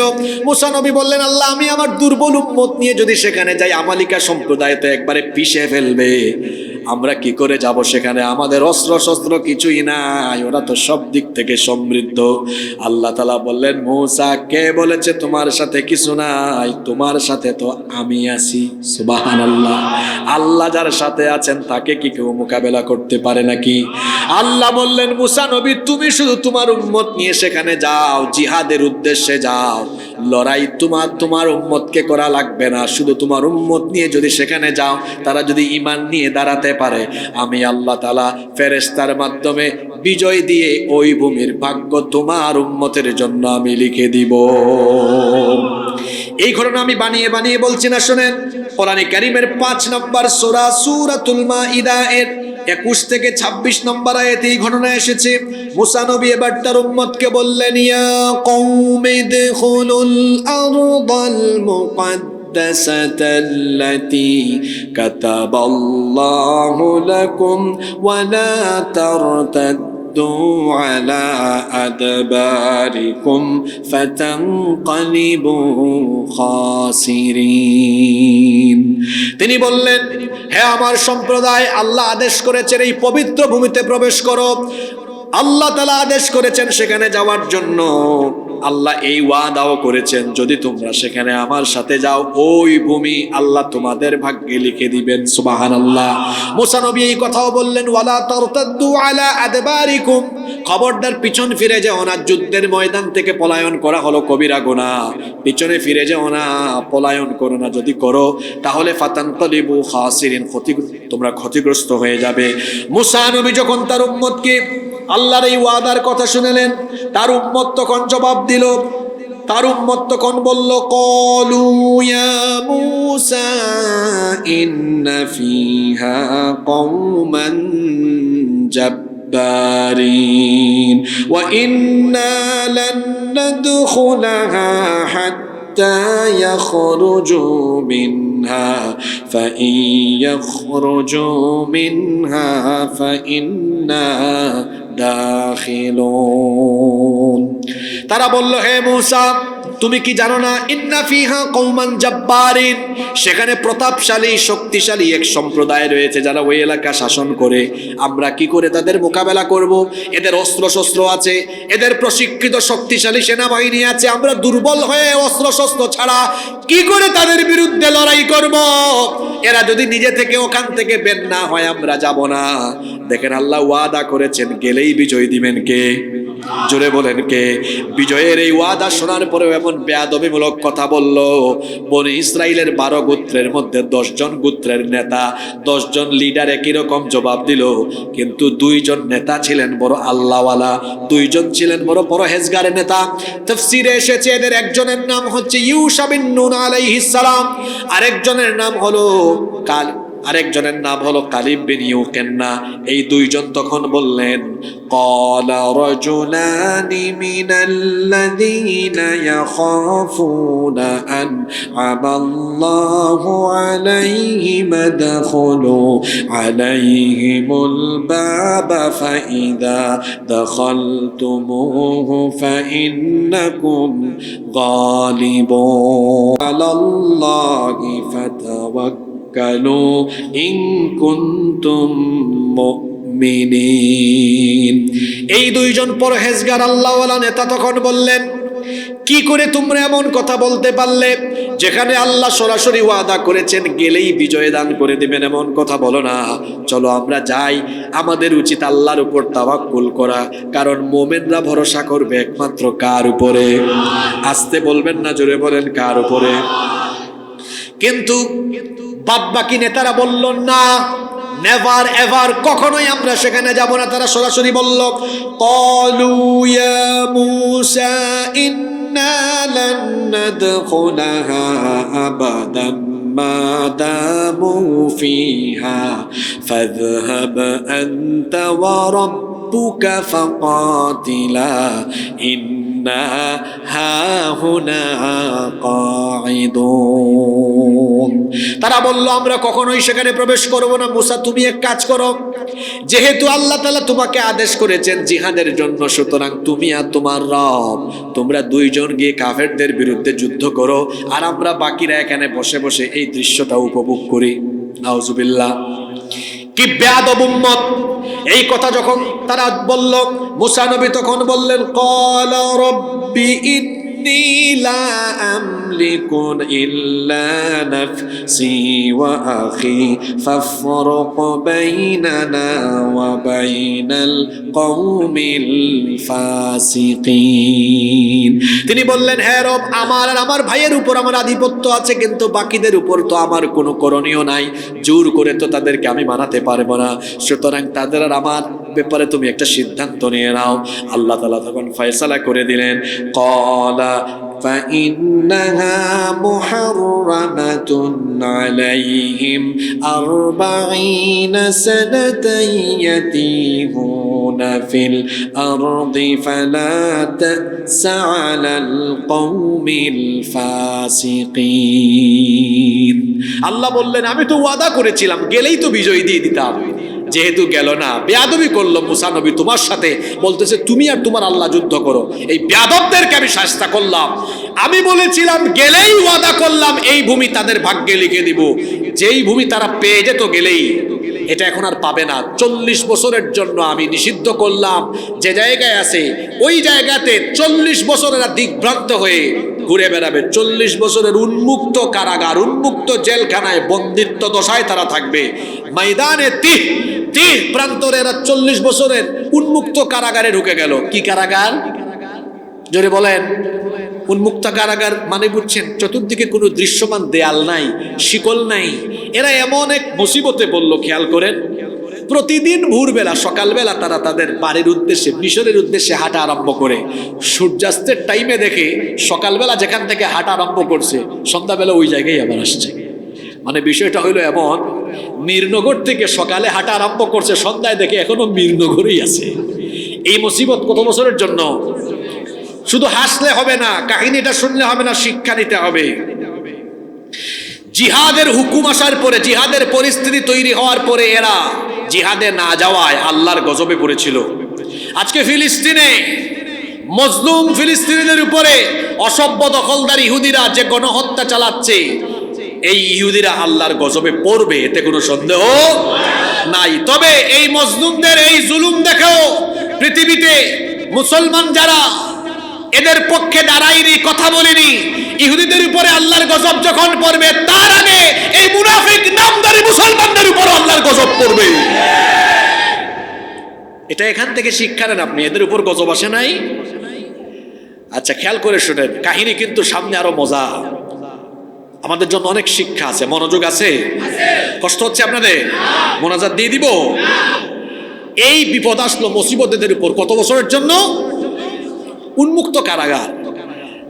এদের একটা জেনারেশন শেষ হয়েছে, বুড়া মানুষ অনেকে মারা গেছে, 40 বছর হয়ে যাচ্ছে। এর মধ্যে মুসা নবীও দুনিয়া থেকে চলে গিয়েছেন। বনি ইসরাইলের দায়িত্ব পেয়েছেন ইউশা বিন নুন আলাইহিস সালাম। শুনতেছেন আপনারা? এবার পরবর্তী প্রজন্মের ছেলেপেলেরা বলতেছে আমাদের বাপদাদারা এক ভুল করছে, এই ভুলের উপর কি আমরা পড়ে থাকবো? তারা তওবা করলো, ইউশা বিন নুন আলাইহিস সালামের কাছে গেল, আল্লাহ যে আমাদেরকে গজবে ফেলছেন এটা থেকে আমরা বাঁচতে চাই। তিনি বললেন বাঁচার একমাত্র উপায় হলো তওবা করে আল্লাহর হুকুম মতো ওই জেরুজালেমে গিয়ে কাফেরদের বিরুদ্ধে যুদ্ধ করা। আল্লাহু আকবার। তারা বলল আমরা তওবা করলাম। তিনি বললেন তওবা করলেই হবে না, আল্লাহর ওই হুকুম পালন করতে হবে। জেরুজালেমে গিয়ে সেই আমালিকা শক্তিশালী সম্প্রদায়ের বিরুদ্ধে জিহাদ করতে হবে। তবে আল্লাহর ওয়াদা এখনো বলবৎ আছে, আল্লাহর হুকুম মতো ওখানে গেলে সাহায্য করবেন কে? খেয়াল করে শুনেন, দুর্বল ঈমান হয়ে গেছে যাদের, সক্ষমতা দিয়ে মুসলমান বিজয়ী হয় না। গিয়েছেন এবার দলবল নিয়ে জেরুজালেমকে পুনরুদ্ধার করার জন্য। আমালিকা সম্প্রদায় মসজিদে আকসা সহ গোটা জেরুজালেমকে দখল করে রেখেছে। তুমুল যুদ্ধ শুরু হয়েছে। যুদ্ধ চলতে চলতে জুমার দিনে আসরের নামাজের সময়, হাদিসটা বুখারী শরীফে এসেছে, খেয়াল করে সেরেন। যুদ্ধ করতে করতে করতে করতে মুসলমানরা, ইমানদাররা বিজয়ী হয়ে যাচ্ছে, এরকম একটা পরিস্থিতিতে কাফেররা পরাজিত হওয়ার দ্বার প্রান্তে। দিনটা ছিল জুমার দিন। জোরে বলেন কোন দিন? সময়টা হচ্ছে আসরের সময়। কোন সময়? আমাদের উম্মতের সাপ্তাহিক ইবাদতের দিন হলো জুমাবার, কিন্তু ওই উম্মতের সাপ্তাহিক ইবাদতের দিন ছিল শনিবার। কি বার? এখন আসরের সময় ইউশা বিন নুন আলাইহিস সালাম খেয়াল করতেছেন, আহারে যুদ্ধের তো অবস্থা এমন, মুসলমানরা বিজয়ের দ্বার প্রান্তে, ইমানদারেরা, কাফেররা পরাজিত হওয়ার পথে আছে, কিন্তু সূর্যটা যদি ডুবে যায় তাহলে শনিবার আরম্ভ হবে, আর শনিবার সাপ্তাহিক ইবাদতের দিন হওয়ায় যুদ্ধ বিগ্রহ বন্ধ থাকবে। কাফেররা যদি রবিবারে আবার আসে, যুদ্ধ যদি আজকে শেষ না হয়, অমীমাংসিত অবস্থায় থাকে, তো রবিবারে তারা আরো তাদের মিলিটারি, তাদের সেনা বাড়িয়ে আরো শক্তি নিয়ে আসতে পারে, তখন যুদ্ধ আরো কঠিন হয়ে যেতে পারে। খেয়াল করে শুনেন, আমি হাদিসের মতন নস মূল টেক্সট আপনাদের সামনে পড়ি। ইউশা বিন নুন আলাইহিস সালাম আকাশের দিকে মাথা তুললেন, সূর্যের দিকে তাকিয়ে বলছেন, ইন্নাকি মা'মুরাতুন ওয়া আনা মা'মুর। তুমিও আল্লাহর আদিষ্ট, আমিও আল্লাহর আদিষ্ট, অর্থাৎ উভয়ে আদেশ মানি কার? সুতরাং আমি যা বলার আল্লাহকেই বলতে হবে। তিনি তখন বললেন, আল্লাহুম্মা হবিসহা আলাইনা হে আল্লাহ, তুমি তো সূর্যের মালিক, আসরের সময় হয়ে গেছে, কিছুক্ষণ পর সূর্য ডুবে যাবে, কিন্তু আমাদের উপর একটু দয়া করো, আজকে সূর্যকে থামিয়ে দাও ততক্ষণ এই কাফেরদের হাত থেকে জেরুজালেম মসজিদে আকসা পুনরুদ্ধার করে আমরা এখানে কালিমার পতাকা উড়াই না যতক্ষণ। পৃথিবীর ইতিহাসে মাত্র একবার সূর্যকে থামিয়ে দেওয়া হয়েছিল, শুধুমাত্র ওই জেরুজালেম আর মসজিদে আকসা পুনরুদ্ধারের জন্য। আল্লাহু আকবার! কি থামিয়ে দেওয়া হয়েছে? আল্লাহর উপর ঈমান থাকলে আকাশের সূর্য আপনার অনুগত করে দিবেন কে? চিন্তা করছেন আপনি? দোয়া করলেন, আল্লাহুম্মা হাবিসহা আলাইনা, হে আল্লাহ সূর্যটাকে তুমি থামিয়ে দাও। আল্লাহ দোয়া কবুল করলেন। ফাহুবিসাত হাত্তা ফাতাহাল্লাহু আলাইহি, আল্লাহ সূর্যকে থামিয়ে দিলেন ততক্ষণ, ঈমানদাররা বিজয়ী হয় না যতক্ষণ। আল্লাহ সূর্যকে বললেন, হে সূর্য স্থির হও, একদম থেমে থাকো, আজকে ডুববে না ততক্ষণ, স্থির থাকবে তুমি ততক্ষণ। এই জেরুজালেমে ঈমানদাররা কাফেরদের উপরে বিজয়ী হবে না যতক্ষণ, সূর্য থেমে থাকবে আজকে ততক্ষণ। আল্লাহু আকবার! সূর্যকে থামিয়ে দিয়ে আল্লাহ তাআলা ঈমানদারদেরকে বিজয়ী দিয়ে জেরুজালেম আল্লাহ ঈমানদারদের হাতে তুলে দিয়েছেন। বলেন, অতীতেও আমরা কি শক্তি দিয়ে, সংখ্যা দিয়ে, অস্ত্র দিয়ে আমরা কি জেরুজালেম কাফিরদের থেকে মুক্ত করেছি না আল্লাহর সাহায্যে? তবে তারা আল্লাহর সাহায্য পেয়েছিলেন, তাদের কোয়ালিটি ছিল, তাদের মধ্যে কিছুই ছিল না, কিন্তু ছিল কি? জোরে বলেন, ছিল কি? ঈমান থাকলে অসম্ভব সম্ভব হয়ে যায়। যুবক ভাইরা, আপনাদের উদ্দেশ্যে একটা ঘটনা বলি। রাসূল একদিন সাহাবীদের সামনে বলছেন কুস্তান্তনিয়ার ব্যাপারে, যেটা বর্তমান তুরস্কের ইস্তাম্বুল, অটোমান সাম্রাজ্যের রাজধানী ছিল এটা। আপনারা অটোমান সাম্রাজ্যের নাম শুনেছেন, এর আগে এটা বাইজেন্টাইনরা দখল করে রেখেছিল। ঐতিহাসিকগণ বলছেন, পৃথিবী যদি একটা দেশ হতো, গোটা পৃথিবী এক দেশ হতো, তাহলে আভিজাত্য আর সৌন্দর্যের কারণে কুস্তান্তনিয়া, কনস্টান্টিনোপল পৃথিবীর রাজধানী হয়ে যেত। আল্লাহু আকবার! রাসূলের সময়ে এটা কাফির কুফাররা দখল করে রেখেছে। আল্লাহ রাসূল বলছেন, শোনেন, সাহাবীদেরকে বলছেন, হাদিস শোনেন, লাতুফতাহান্নাল কুস্তান্তনিয়া, অবশ্যই কনস্টান্টিনোপল আমার উম্মত বিজয় করবে। ফালা নি'মাল আমিরু আমিরুহা ওয়ালা নি'মাল জাইশু জাইশুহা, কতই না উত্তম, কতই না মঙ্গলময় সেই সেনাপতি আর সেই সেনাবাহিনী যারা এই কনস্টান্টিনোপল বিজয় করবে। সুবহানাল্লাহ! রাসূলের জবান থেকে এটা শোনার পরে সাহাবায়ে কেরাম, সাহাবীদের পরবর্তী যুগ, বিভিন্ন যুগে মুসলমানরা চেষ্টা করেছে কনস্টান্টিনোপল বিজয় করে রাসূলের এই ভবিষ্যৎবাণী বাস্তবায়নের জন্য। কিন্তু দুঃখের ব্যাপার হলো, রাসূলের ওফাতের পরে 800 বছর পর্যন্ত মুসলমানদের কেউ কনস্টান্টিনোপল বিজয় করতে পারেনি। শুনতেছেন আপনারা? রাসূলের ওফাতের 800 বছর পরে, কত বছর পরে? উসমানীয় খেলাফতের সময়ে সুলতান মুহাম্মদ বিন মুরাদ আল ফাতিহ, মাত্র 21 বছর বয়সী সুলতান, এই যুবক তার বাহিনী নিয়ে কনস্টান্টিনোপল বিজয় করেছেন। কথা বুঝে থাকলে বলেন তো, এই যুদ্ধের সেনাপতির বয়স কত বছর? 21 বছরে মানুষ বুড়া হয়ে যায়, তাই না? কি বলেন আপনারা, বুড়া হয় না? শোনেন, আল্লাহর সাহায্য এমনি এমনি আসে না। আজকে আমরা আল্লাহর সাহায্য পাই না কেন জানেন? আমাদের ইমানের রোগ ঢুকছে। এরা যখন কনস্টান্টিনোপল বিজয় করলেন, তখন সবাই মিলে পরামর্শ করলেন, রাসূলের ভবিষ্যৎবাণীর বাস্তবায়ন হয়েছে। রাসূলের ওফাতের কত বছর পরে হয়েছে? আমরা 2 রাকাত নামাজ পড়ে আল্লাহর শুকরিয়া জানাবো। সিদ্ধান্ত হলো এই নামাজটা জামাতে পড়া হবে, কিন্তু আজকের এই নামাজে ইমামতি করবেন তিনি। বালেগ হওয়ার পর থেকে আজ পর্যন্ত তাকবীরে উলার সাথে জামাতে নামাজ আদায় করেছেন যিনি। কথা কি বুঝছেন? শুধু জামাতে নামাজ না, আমরা অনেকেই জামাতে নামাজ পড়ি, কিন্তু শর্ত হলো মা'আত তাকবীরাতিল উলা, প্রথম তাকবীর, তাকবীরে উলার সাথে। এখন আর কেউ সামনে যায় না, কিছুক্ষণ পরে অল্প অল্প করে হেঁটে সামনে এগিয়ে যাচ্ছেন ওই 21 বছরই কমান্ডার সেনাপতি সুলতান মুহাম্মদ বিন মুরাদ আল ফাতিহ। সুবহানাল্লাহ পড়বেন না? তিনি বললেন, আমি আমার জীবনের এই আমলটি গোপন রাখতে চেয়েছিলাম, কিন্তু আজকে তো না গেলে নামাজে ইমামতি হচ্ছে না, নামাজটা কমপ্লিট হচ্ছে না। শুনে রাখো সৈন্যরা, আমি বালেগ হওয়ার পর থেকে মুহাম্মদ বিন মুরাদ আল ফাতিহ আমি আজ পর্যন্ত জামাতে নামাজ, তাকবীরে উলার সাথে জামাতে নামাজ কোনোদিনও আমি মিস করি নাই। শুধু সুবহানাল্লাহ পড়লে চলবে না, শিক্ষা নিতে হবে। 21 বছরে এই যুবক পৃথিবীর ইতিহাসকে বদলায় দিয়েছে। আল্লাহর সাহায্য এমনি এমনি পায় নাই, ইমানে আমলে আখলাকে সমৃদ্ধ ছিলেন, এই জন্য আল্লাহর সাহায্য এদের উপরে এসেছে, ঠিক কিনা?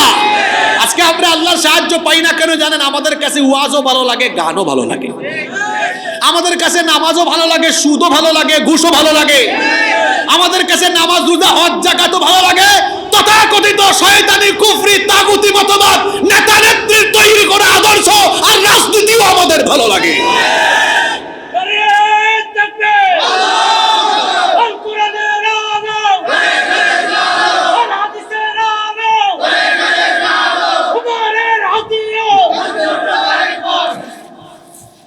আল্লাহর সাহায্য মুমিনদের জন্য আসে, আল্লাহর ওয়াদা এটা।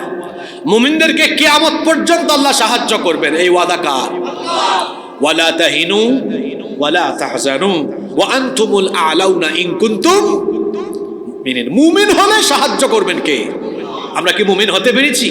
হ্যাঁ, রাত 12টা পর্যন্ত ওয়াজ শুনি আমরা, ফজরের নামাজ কাজা। কোন জাতের মুমিন এটা?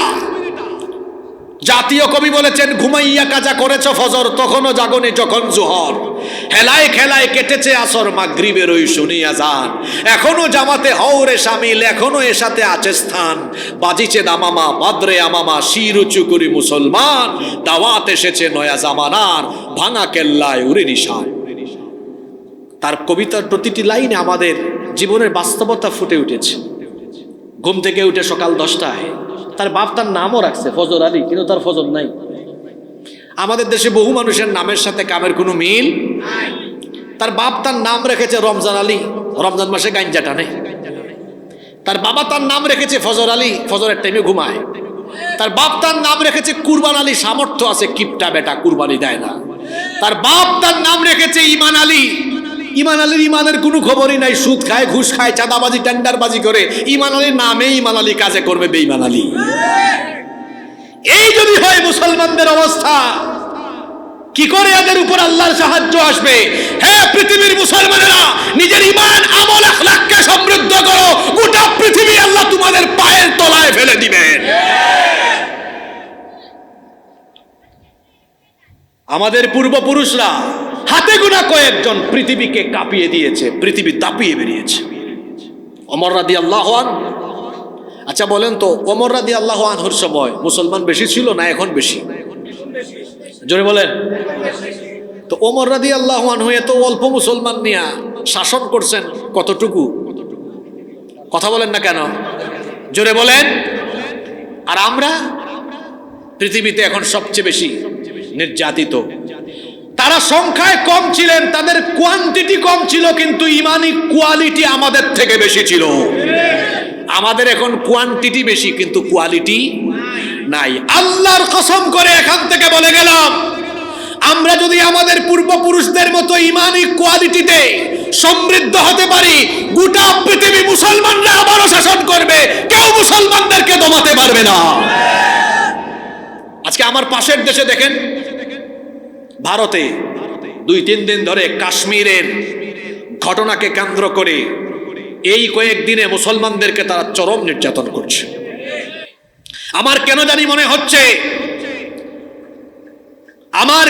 মনে হচ্ছে এই অসভ্য সাম্প্রদায়িক কঠোরপন্থী চরমপন্থী এই সন্ত্রাসী হিন্দুদের কারণে আল্লাহর রসুলের যে ভবিষ্যৎবাণী গাজওয়াতুল হিন্দ, সেই গাজওয়াতুল হিন্দের দামামা হয়তো এদের কারণে বেজে উঠবে।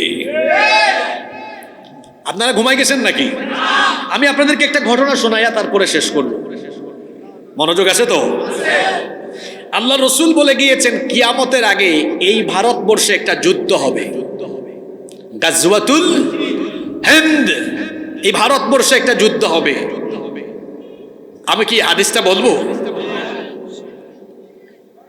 এই হাদিসের বর্ণনাকারী সাহাবী হচ্ছেন সাউবান রাদিয়াল্লাহু আনহু। তিনি বলছেন আল্লাহর রাসূল বলেছেন, ইসাবাতান মিন উম্মতি আহরাজাহুমাল্লাহু মিনান নার। আল্লাহর নবী বলেছেন, আমার উম্মতের দুটি দলকে আল্লাহ তাআলা জাহান্নামের আগুন থেকে মুক্তি দিয়েছেন। সুবহানাল্লাহ। কয়টা দল? আস্তে বলবেন না, জোরে বলেন, কয়টা দল? এখন যে দুই দলের জন্য জাহান্নামের আগুন মাফ, এই দুই দলে আমরা শামিল হতে চাই কি চাই না? এই দুইটা দলে কিন্তু আমাদের শামিল হওয়ার সুযোগ আছে। আল্লাহর নবী বলেছেন, ইসাবাতান মিন উম্মতি আহরাজাহুমাল্লাহু মিনান নার। আমার উম্মতের দুটি দলকে আল্লাহ জাহান্নাম থেকে মুক্তি দিবেন। এই কথা শুনে আবু বকর রাদিয়াল্লাহু আনহু বললেন, ওগো আল্লাহর নবী, আমি আমার জানমাল সবকিছু দিয়ে ওই দুই দলে শামিল হয়ে যাব। আল্লাহু আকবার। সাহাবীরা জান্নাতের পাগল ছিলেন, জান্নাতের কথা শুনলেই তারা পাগল পারা হয়ে যেতেন। রাসূল বলেছেন, ওই যে বদরের মাঠে বললেন, এটা বদরের যুদ্ধের মাঠ নয়, এটা হলো জান্নাতে যাওয়ার একটা উপায়। আসো, জান্নাতের দিকে আসো। একজন যুবক সাহাবী খেজুর খাচ্ছিলেন, খেজুর ফেলে দিয়ে বললেন, খেজুর খেলে জান্নাতে যেতে লেট হয়ে যাবে। তলোয়ার হাতে নিয়ে যুদ্ধ ঝাঁপিয়ে পড়েছেন। আল্লাহু আকবার। এই ছিল রাসূলের সাহাবীরা, জান্নাতের কথা শুনলে তারা পাগল পারা হয়ে যেতেন। সুবহানাল্লাহ। রাসূল বললেন, আমার উম্মতের দুটি দলকে আল্লাহ জাহান্নাম থেকে মুক্তি দিয়েছেন। সেই দুই দলের প্রথম দল হলো ইসাবাতুন তাগজুল হিন্দ। ইসাবাতুন তাগজুল হিন্দ। হাদিসের শব্দগুলো খেয়াল করেন। নবীজি বলেছেন, এক দল হলো হিন্দুস্তানের কিয়ামতের আগে একটা কঠিন যুদ্ধ হবে, সেই যুদ্ধে যে সকল মুসলমান অংশগ্রহণ করবে, হাদিসের শব্দগুলা শুনেন, যুদ্ধে শহীদ হওয়া নয়, যুদ্ধে অংশগ্রহণ করা। আবারও বলছি, যুদ্ধে শহীদ হওয়া নয়। সেই যুদ্ধে যারা অংশগ্রহণ করবে, আল্লাহ তাদেরকে জাহান্নাম থেকে মুক্তি দিয়ে দিবে। ভারতবর্ষে একটা যুদ্ধ হবে। মনে রাখবেন, আমরা মুসলমানরা যুদ্ধপ্রিয় নই, আমরা শান্তিপ্রিয়। আমরা কাউকে আঘাত করি না। তবে তার মানে এই নয় যে কেউ আঘাত করলে আমরা চুপচাপ থাকবো। আমরা কাউকে আঘাত করি না, এটা ঠিক, তবে আক্রান্ত হলে আমরা কাউকে ছেড়েও দেই না। মুসলমান সিংহের জাতি। একটা সিংহ ঘুমিয়ে আছে, তাকে ঘুমায় থাকতে দেন। আপনি যদি গিয়ে সিংহের কানের কাছে বারবার খুচাখুচি করেন, তার যদি ঘুম ভাঙে, অবস্থা কি হবে বুঝতে পারতেছেন তো? গুজরাটের কসাই, পৃথিবীর কুখ্যাত সন্ত্রাসী, কুখ্যাত খুনি নরেন্দ্র মোদীকে বলবো, তোমার এই বিজেপির গুন্ডা পান্ডা আর আরএসএস এর গুন্ডা পান্ডা দিয়ে যদি ভারতবর্ষে দাঙ্গা লাগিয়ে আমাদের মুসলমান ভাই বোনদের উপর নির্যাতন চালাতেই থাকো, আমরা বসে থাকবো না। গাজওয়াতুল হিন্দের চেতনায় আমরা যখন ঐক্যবদ্ধ হব, দিল্লিতে কালেমার পতাকা আমরা উড়িয়ে দেব।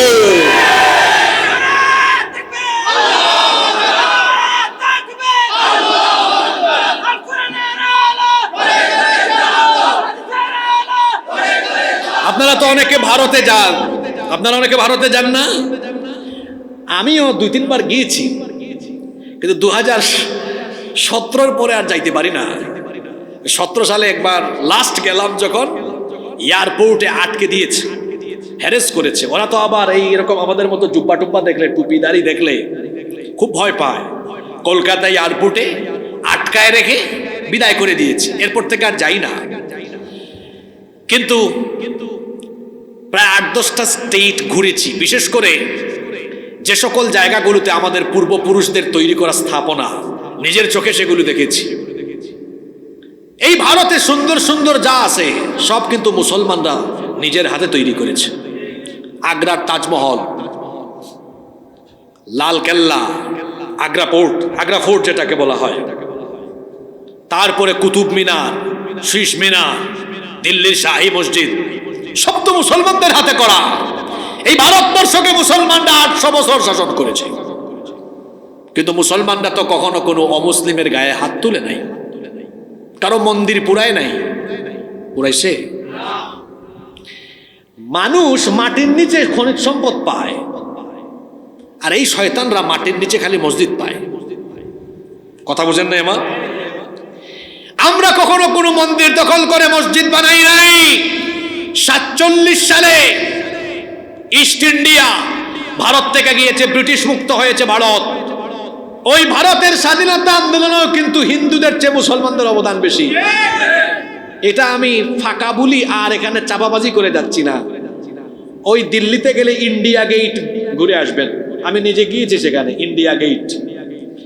ওখানে দেখবেন স্বাধীনতা আন্দোলনে যারা শহীদ হয়েছেন এদের নাম লেখা আছে। দেখবেন সেখানে মুসলমানদের সংখ্যা সবচেয়ে বেশি।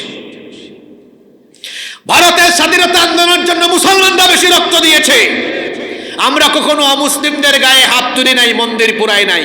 কিন্তু 47 থেকে 2025 এই কয়েক বছরে তারা এই দেশকে শাসন করে তারা অমানবিকতা আর জুলুমের শেষ সীমায় চলে গিয়েছে। এরা এত পাষণ্ড, এরা আমাদের শত শত বছরের ঐতিহ্য বাবরি মসজিদ দখল করে রাম মন্দির বানিয়ে আমাদের কলিজায় আগুন ধরিয়ে দিয়েছে।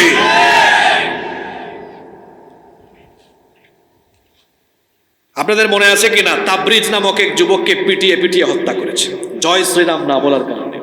মুস্কান নামে এক বোনকে কলেজে লাঞ্ছিত করেছে। এই যে শুভেন্দু নাম শুনছেন আপনারা, তার 2 দিন ধরে বক্তব্য দেয়, গাজাকে যেভাবে ইসরায়েল মাটির সাথে মিশিয়ে দিয়েছে, ভারতবর্ষে আমরা মুসলমানদের সবকিছু মাটির সাথে মিশিয়ে দেব। আমরা বলতে চাই, আমাদের মুসলমান ভাই বোনদের উপরে যদি এরকম নিপীড়ন নেমে আসে আমরা বসে থাকবো না।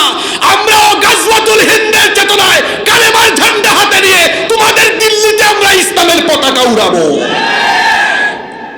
এখন তাদের তো কিছু মিডিয়া আছে যারা খুব লাফাই অনেক কথা বলে। যে ময়ূখ রঞ্জন একটা আসে না, ব্যাং যেমন লাফায় ও তেমন লাফায়। থাকবে না, বাংলাদেশটা থাকবে না, তোর বাপের দেশ বাংলাদেশ থাকবে না। মাঝখানে বলছিল না চট্টগ্রাম থাকবে না, চট্টগ্রাম থাকবে না, কে নিয়ে যাবে? তোর বাপের দেশ এটা। চট্টগ্রামের দিকে হাত বাড়ায় দেখ, বীর চট্টলার মুসলমানেরা সেই কালো হাত ভেঙে চুরে গুড়িয়ে দিবে। কই সিলেট থাকবে না? আমার বাড়ি তো সিলেট, জানেন নি আপনারা। তা আমরাও কইছি ওইয়া হামাও বাদে দইরা বাদাম দিব, কিতা দিমু? আমাদেরকে চিনে না, ব্যাককলের দল। আমাদের একটা সোনালী ইতিহাস আছে। হযরত শাহজালাল মুজাররদ ইয়ামানি রহমতুল্লাহ আলাইহি ইয়ামান থেকে সিলেটে এসেছেন, গৌর গোবিন্দকে সিলেট থেকে বের করে দিয়েছেন। আমরা শাহজালালের রুহানি সন্তানেরা এখনো জীবিত আছি। আমাদের শাহজালাল রহমতুল্লাহ আলাইহি যেভাবে গৌর গোবিন্দকে সিলেট থেকে উৎখাত করে দিয়েছেন, হযরত শাহজালাল রহমতুল্লাহ আলাইহির রুহানি সন্তানরাও সিলেটের মাটির দিকে কেউ কালো হাত বাড়ালে সেই হাতকে ভেঙে টুকরা টুকরা করে দিবে। তারা কি বলে আপনারা এগুলো দেখেন কিনা জানি না, মাঝে মাঝে তারা তাদের টেলিভিশনে দেখায় বাংলাদেশ আর ভারত যদি যুদ্ধ হয় বাংলাদেশ পারবে না। আপনাদের কি মনে হয়?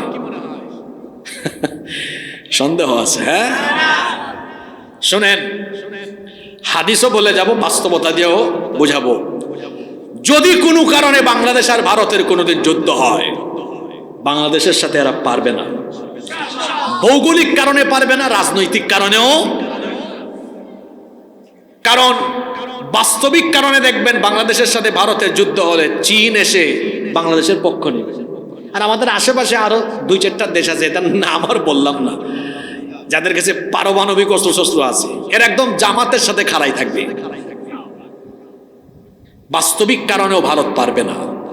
আমি বাস্তবিক কারণ বাদ দিই, আমাদের তো ঈমান আছে, ঈমানি কারণে এরা জীবনেও। কারণ হলো রাসূল বলে গিয়েছেন ভারতবর্ষে একটা যুদ্ধ হবে, সেই যুদ্ধে অনেক মুসলমান শহীদ হবে, কিন্তু এই যুদ্ধে মুসলমানদেরকে বিজয়ী করে দিবেন কে? বলবেন হুজুর কেমনে পারবো, এত বড় একটা দেশ। হ্যাঁ, ওদের প্রায় 30 ভাগের 1 ভাগ আমরা, 130 কোটি জনসংখ্যা, আর আমাদের কত? 18 কোটি বা 20 কোটি হইলেও হইতে পারে, 18 বা 20 কোটি। ওদের কত কোটি? কথা বলেন না কেন আপনারা? কেমনে পারবো? ওদের মিলিটারি সেনা বেশি, আমাদের সেনা কম। ওদের যুদ্ধ বিমান, ওদের যুদ্ধের অন্যান্য সরঞ্জাম সব বেশি, আমাদের সব কম। কেমনে পারবে? শোনেন, ওদের সব আছে, আমাদের সব না থাকলেও আমাদের ঈমান আছে, ওদের ঈমান নাই। আজকে একটা আয়াত পড়ছি না, একটা না দুইটা আয়াত পড়ছি না, একটা আয়াত এতক্ষণ পড়ছি, আরেকটা বাকি রেখে দিছিলাম এই পয়েন্টের সাথে এই আয়াতটা পড়ার জন্য। আপনারা কি 8-10 মিনিট মনোযোগী থাকতে পারবেন? আমি কি আয়াতটা পড়বো না মুনাজাত দিয়ে দিব? পারবে না। কেন পারবে না? শুনেন, সূরা আনফালের 64-65 নম্বর আয়াত, এগুলা বাড়িতে পড়বেন। কেন পারবে না? শুনেন, ইয়া আইয়ুহান নাবিয়্যু হাররিদিল মুমিনিনা আলাল কিতাল। হে নবী, মুমিনদেরকে আপনি যুদ্ধের ব্যাপারে উৎসাহিত করেন, ইনকারেজ করেন। যুদ্ধকে মুমিনরা ভয় পায় না, কারণ যুদ্ধে শহীদ হয়ে গেলে আমাদের জীবন সফল, আমাদেরকে বিনা বিচারে বিনা হিসাবে জান্নাত দিবেন কে? এই জন্য আমার জাতীয় কবি বলেছেন, উহারা চাহুক দাসের জীবন, আমরা শহীদি দরজা চাই। নিত্য মৃত্যু ভিতরা, মোরা মৃত্যু কোথায় খুঁজে বেড়াই, আমরা মৃত্যুকে ভয় পাই না। এজন্য আল্লাহর নবীকে আল্লাহ বলেছেন, ও নবী, মোমেনদেরকে ইনকারেজ করেন, যুদ্ধের ব্যাপারে উৎসাহিত করেন। কেন তাদেরকে উৎসাহিত করবেন? তার কারণ হলো, মনোযোগ দিয়ে শোনেন, ইয়াকুম মিনকুম 20 সাবিরুনা ইয়াগলিবু মিআতাইন। ইয়াকুম মিনকুম 20 সাবিরুন। নবী, যদি মোমেনদের মধ্যে ধৈর্য ধারণ করে জিহাদে অংশ নেওয়া 20 জন হয়, কয়জন? ইয়াগলিবু মিআতাইন, 200 জনের উপর তারা বিজয়ী হয়ে যাবে। সুবহানাল্লাহ কইতে ইচ্ছে করে না। হিসাব বুঝবেন, 20 জন কতজন কাফিরের উপর বিজয়ী হবে? জোরে বলেন, জোরে। আয়াত কিন্তু শেষ হয় নাই, বাকিটুকু শুনেন। ওয়া ইয়াকুম মিনকুম মিআতুন ইয়াগলিবু আলফাম মিনাল্লাযীনা কাফারু বিআন্নাহুম কওমুন লা ইয়াফকাহুন। ওয়া ইয়াকুম মিনকুম মিআ, আর যদি মুমিনের সংখ্যা 100 জন হয়, ইয়াগলিবু আলফাম মিনাল্লাযীনা কাফারু, 1000 কাফিরের উপরে তারা বিজয়ী হয়ে যাবে। ঠিক আছে, সুবহানাল্লাহ তো কইলেন, এবার আমার এই হিসাবটা দেন তো। 20 জনে সবাই বলেন। যুবক ভাইরা কি ঘুমায় গেছে নাকি? আমি দুর্বল মুসলমান দেখতে পারি না। বীর চট্টলার মানুষ বীর পুরুষের মতো কথা বলবে। 20 জন কত জনের উপরে? আর 100 জন? যারা হিসাব ক্যালকুলেটর ছাড়া পারবেন তো বলেন, আর যারা পারেন না ক্যালকুলেটর মারেন। 200 ভাগ 20, 1000 ভাগ 100, ফলাফল একটাই হবে। কত হয় বলেন? হ্যাঁ, কত হইছে? 10। কত হইছে? 1000 ভাগ 100 সমান 10, আবার 200 ভাগ 20 সমান। কুরআনের কি মজা দেখেন না আপনারা, হিসাবের সিস্টেম দেখেন। আল্লাহ কি বুঝাইতে চাইলেন? ও নবী, ওই যে আগের আয়াত, মুমিনদের জন্য যথেষ্ট কে? বলেন ঈমান নিয়ে দাঁড়াইতে। ঈমান নিয়ে দাঁড়াইলে যুদ্ধের সময় একজন ঈমানদার, তার গায়ে আল্লাহ এমন শক্তি দিবেন, 10 জন কাফেরকে একাই শুয়াই ফেলবে। আল্লাহু আকবার। যুদ্ধের মাঠে যে আল্লাহ তাআলা মুমিনদেরকে শক্তি দেন, আমি আপনাদেরকে একটা ঘটনা শোনাই। ওই যে খায়বার যুদ্ধের কথা মনে আছে? হযরত আলী রাদিয়াল্লাহু আনহু খায়বারের যুদ্ধের দিন তিনি একটা বিরাট কপাট, লোহার কপাট হাতে নিয়ে, তলোয়ার না কপাট দিয়ে কাফেরদেরকে সাইজ করছেন। যুদ্ধ শেষ হওয়ার পরে তিনি যখন এই কথা বললেন, বাকিরা বলতেছে, এটা কিভাবে সম্ভব? একটা লোহার কপাট এক হাত দিয়ে আলগাই ফেলছে। আলী রাদিয়াল্লাহু আনহু বললেন, দাঁড়ান দেখাই কিভাবে আলগাইছে। এখন উনি যুদ্ধের পরে এটা হাতে নেয়, আর তুলা দিতে, জোরে বলেন, তুলা দিতে লজ্জা পেয়ে গেছে। আল্লাহ রাসূল বললেন, আলী লজ্জা পেও না, যুদ্ধের সময়ে কাফিরদেরকে সাইজ করার জন্য ওই সময় আল্লাহ তোমার গায়ে এত শক্তি ঢেলে দিয়েছেন। আল্লাহু আকবার। ওই টাইমে আল্লাহ কি করেন? সাহস ঢেলে দেন। আপনারা দেখেন নাই গত 8 মাস আগে জুলাই আগস্টে আমার দেশের ছাত্রদের হাতে, জনতার হাতে কিছুই ছিল না, গুলির সামনে, বুলেটের সামনে এরা গিয়েছে, এমনি এমনি যায় নাই। এদের ভিতরে ঈমান থাকার কারণে বুক ভরা সাহস এসেছে। এজন্য এরা এমন সাহস পেয়েছে আল্লাহর উপর তাওয়াক্কুলের কারণে। আল্লাহ তাদেরকে মানসিক দিক থেকে এমন শক্তিশালী করেছেন যে গুলির সামনে, বুলেটের সামনেও তারা বুক পেতে দাঁড়িয়েছে। আল্লাহু আকবার। এই শক্তি ঈমান থাকলে পাওয়া যায়। আসেন তাহলে 200 ভাগ 20 সমান 10, 1000 ভাগ 100 সমান।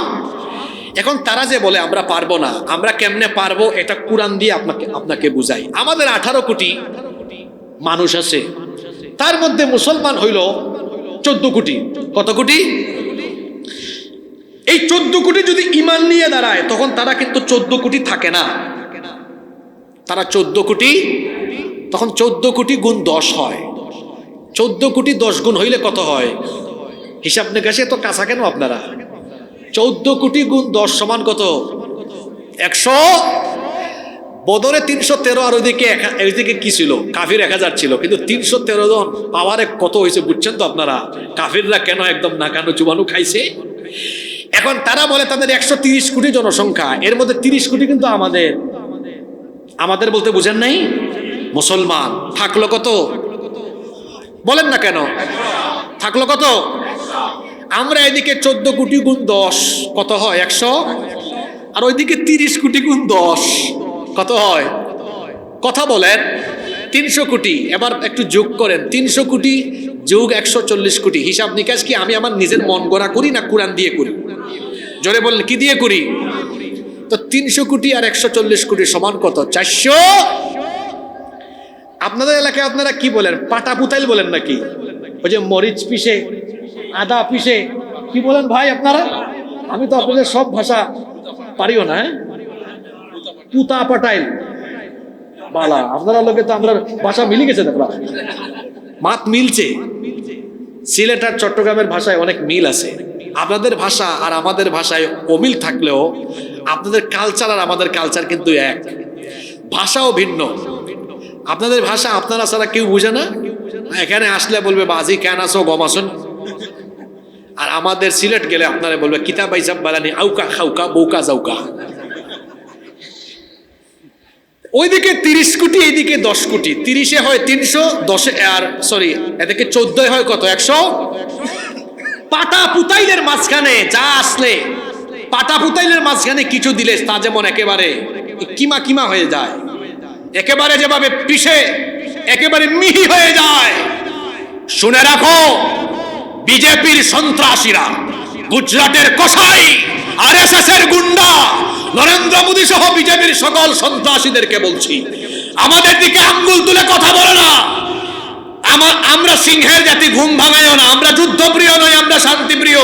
যদি আমাদেরকে অশান্ত করে তুলো, তোমরা ভাবছো আমরা সংখ্যায় কম, কিন্তু আমরা তো 30 আর 10 গুণ বৃদ্ধি পেয়ে যখন 440 কোটি হয়ে দুই দিক থেকে তোমাদেরকে জাতা মারবো, পাটা পুতাইলের মাঝখানে পেঁয়াজ আস্ত যেমন মিহি হয়ে যায়, তেমনি 30-এ আর 10-এ এরা 10 গুণ শক্তিশালী হয়ে যখন 440 দিয়ে মাঝখানে তোমাদেরকে জাতা মারবে, তখন সবাই পিছে গিয়ে গাজওয়াতুল হিন্দে কালেমার পতাকাকে আমরা দিল্লি পর্যন্ত উড়াইয়া দিব।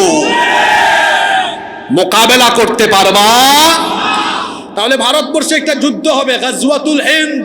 হিন্দুস্তানের ওই যুদ্ধে, সেই মহাপবিত্র যুদ্ধে মুসলমানরা যে বিজয়ী হবে, আপনাদের কোনো সন্দেহ আছে? আর জোরে বলেন, সন্দেহ আছে? কোনো সন্দেহ নাই, মুসলমানরাই বিজয়ী হবে। হিন্দুস্তানের এই যুদ্ধ কিন্তু সামনে আসতেছে। যদি আমরা হায়াতে আমাদের জীবদ্দশায় হিন্দুস্তানের যুদ্ধের খবর শুনি, আমরা কি মুনাফিকের মতো ঘরে বসে থাকবো? রসুল যাদের জন্য জান্নাতের ওয়াদা দিয়েছেন, বলেছেন 2 দলকে আল্লাহ জাহান্নাম থেকে মুক্তি দিবেন। এক দল যারা হিন্দুস্তানের সেই পবিত্র যুদ্ধে অংশ নেবে। যদি আমাদের হায়াতে সুযোগ আসে সেই পবিত্র যুদ্ধে অংশগ্রহণ করতে কারা কারা প্রস্তুত? 2 হাত তুলে আল্লাহকে দেখা।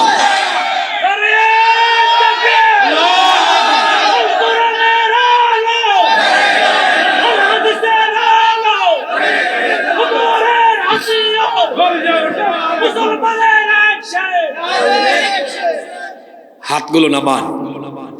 হাদিস তো শেষ হয় নাই। হাদিস কি শেষ হয়েছে? আরো একটা কথা বাকি থেকে গেছে।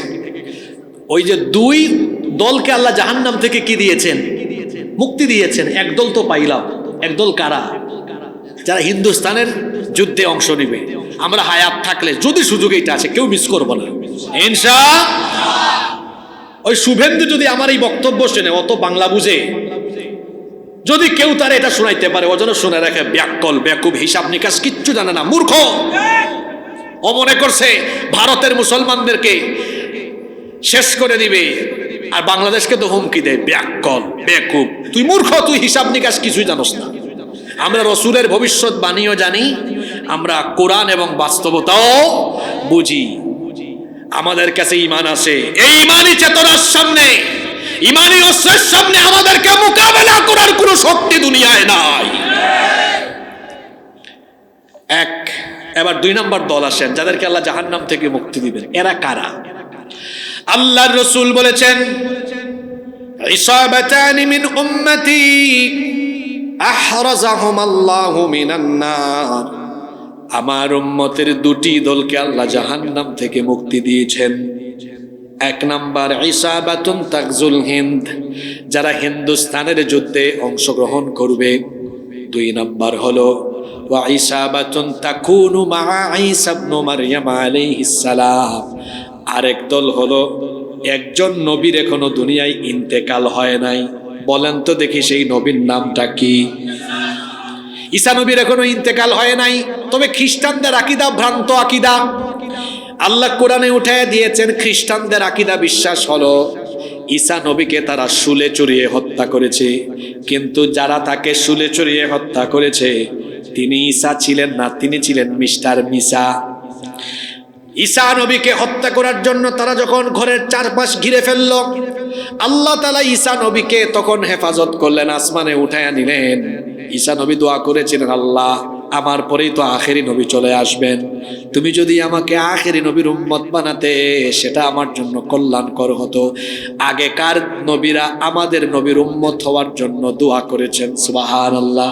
ঈসা নবী ফরিয়াদ করলেন, আল্লাহ ফরিয়াদ কবুল করলেন। আল্লাহ বলেন, ঈসা ঠিক আছে, আমি তোমাকে মরণ দিব না, আখেরি নবীর উম্মত বানাইয়া তারপরে মরণ দিব। সুবহানাল্লাহ। আল্লাহ ঈসা নবীকে রেখে দিয়েছেন একটা গুরুত্বপূর্ণ দায়িত্ব পালনের জন্য। যখন এরা আসলো ঈসা নবীকে হত্যা করার জন্য, তারা যখন চারপাশ ঘিরে ফেললো, আল্লাহ তাআলা ঈসা নবীকে আসমানে উঠায় নিলেন। আল্লাহু আকবার। এরা সবাই ঘরের ভিতরে ঢুকলো। দেখেন, খেয়াল করে শোনেন, ঘরের ভিতরে ঢোকার পরে তাদের মধ্যে একজন সৈন্যের চেহারা সুরত আল্লাহ ঈসা নবীর সুরত দিয়ে দিলেন। বলেন তো আল্লাহর জন্য এটা কঠিন না সহজ? তাদেরই মধ্য থেকে একজনকে আল্লাহ ঈসা নবীর সুরত দিলেন। এবার বাকিরা কয়, এরে ধরো, এটা ঈসা। সে কয়, আমি ঈসা না, আমি মিসা। কয় না তুই ঈসা। কয় না, আমি তো তোমাদের লোক, আমি মিসা। কয় না তুই ঈসা। তুই ঈসা না হইলে তোর চেহারা ঈসার মতো কেন? কয় কি বলো, আমি তো ঈসার মতো হওয়ার কথাই না, আসলে সে তো ঈসা না, কিন্তু ঈসা নবীর চেহারা তাকে দিয়েছেন কে? এখন তারা ধরেছে, তারা বলে তুই ঈসা, সে বলে না আমি মিসা। ঈসা আর মিসা ঝগড়া করতে করতে তারা নিয়ে গেছে এই মিস্টার মিসাকে, নিয়ে তারা শুলে চড়িয়ে হত্যা করেছে। বলেন তো তারা যাকে হত্যা করলো সে কি আসলে ঈসা ছিল না মিসা ছিল? সে মিসা ছিল। আসল ঈসা নবীকে আল্লাহ আসমানে উঠায় রেখেছেন। ঈসা নবী দুনিয়াতে আসবেন ইমাম মাহদি আলাইহিস সালামের আগমনের পরে। যখন ইমাম মাহদি আলাইহিস সালাম গোটা পৃথিবীকে জুলুম মুক্ত করে খেলাফতের হেডকোয়ার্টার যখন পবিত্র ভূমি জেরুজালেমে শামের মধ্যে তিনি যখন স্থাপন করবেন, ঈসা নবী আসবেন এমন এক টাইমে দাজ্জাল পৃথিবীতে আসবে। দাজ্জাল পৃথিবীতে এসে থাকবে মোট 40 দিন। জুড়ে বলেন কতদিন? দাজ্জাল কিন্তু পৃথিবীতে জন্ম নিয়ে ফেলেছে। রসুলের জামানায় দাজ্জাল ছিল, রসুলের জামানায় দাজ্জাল ছিল। দাজ্জালকে আল্লাহ একটা অচিন দ্বীপে বন্দী করে রেখেছেন। দাজ্জাল পৃথিবীতে যখন আত্মপ্রকাশ করবে সে দুনিয়াতে থাকবে 40 দিন। জুড়ে বলেন কতদিন? দাজ্জালের প্রথম দিনটা হবে 1 বছরের সমান, দ্বিতীয় দিনটা হবে 1 মাসের সমান, তৃতীয় দিনটা হবে 1 সপ্তাহের সমান, বাদ বাকি 37 দিন হবে স্বাভাবিক দিনের মতো। দাজ্জাল পৃথিবীতে আসার পরে এই কানা দাজ্জালকে হত্যা করার জন্য ঈসা নবীকে আবার দুনিয়াতে পাঠাবেন কে? সিরিয়ার পূর্ব দিকের দামেস্কের সাদা গম্বুজওয়ালা একটা মসজিদে, খেয়াল করে শোনেন, সিরিয়ার দামেস্কের পূর্ব দিকের সাদা গম্বুজওয়ালা একটা মসজিদে ফজরের নামাজের সময় ইমাম মাহদী আলাইহিস সালাম মেহরাবে ইমামতির জন্য যখন আগাবেন, ঠিক এমন টাইমে ওই মসজিদে দুইজন ফেরেশতার কাঁধের উপরে ভর করে ঈসা আলাইহিস সালাম মসজিদের ছাদে অবতরণ করবেন। ইমাম মাহদী আলাইহিস সালাম দেখে বলবেন, আহলান ওয়া সাহলান, আসেন আপনি ইমামতি করেন। ঈসা আলাইহিস সালাম বলবেন, না, আপনি মুসলমানদের খলিফা, আপনি ইমামতি করেন। তিনি মুক্তাদি হয়ে নামাজ আদায় করবেন। এরপরে মুসলমানদেরকে নিয়ে দাজ্জাল আর তার 70,000 ইহুদি বাহিনীকে হত্যা করা হবে। রাসূল বলেছেন, হাদিসে এসেছে, সেদিন ইহুদিরা গাছের আড়ালে, দেয়ালের আড়ালে গিয়ে লুকাবে, পাথর গাছ সেদিন কথা বলবে, মুসলমানদেরকে বলবে, হে আল্লাহর সৈনিক, হে আল্লাহর বান্দা, আমার আড়ালে এক অভিশপ্ত ইহুদি লুকিয়েছে, তাকে ধরে কতল করো। আল্লাহু আকবার। সেই দিন বাবেলুদে, ফিলিস্তিনের বাবেলুদে দাজ্জালকে হত্যা করবেন ঈসা আলাইহিস সালাম। আল্লাহ রাসূল বলেছেন, আমার উম্মতের দুই দলকে জাহান্নাম থেকে মুক্তি দেওয়া হবে। একদল তো বললাম যারা হিন্দুস্তানের যুদ্ধে অংশ নিবে, আরেক দল হলো ঈসা নবী দুনিয়াতে আসার পরে ঈসা নবীর সৈন্য সাথী যারা হবে, তাদেরকে আল্লাহ জাহান্নাম থেকে মাফ করে জান্নাত দিয়ে দিবেন। যদি আমাদের হায়াতে দাজ্জালও চলে আসে, ঈসা নবীও চলে আসেন, আমরা কি ঈসা নবীর সৈন্য হতে রাজি আছি? জোরে বলেন, রাজি আছি? তাহলে আল্লাহ রসুলের কয় দলকে জাহান্নাম থেকে মুক্তি দেওয়া হবে?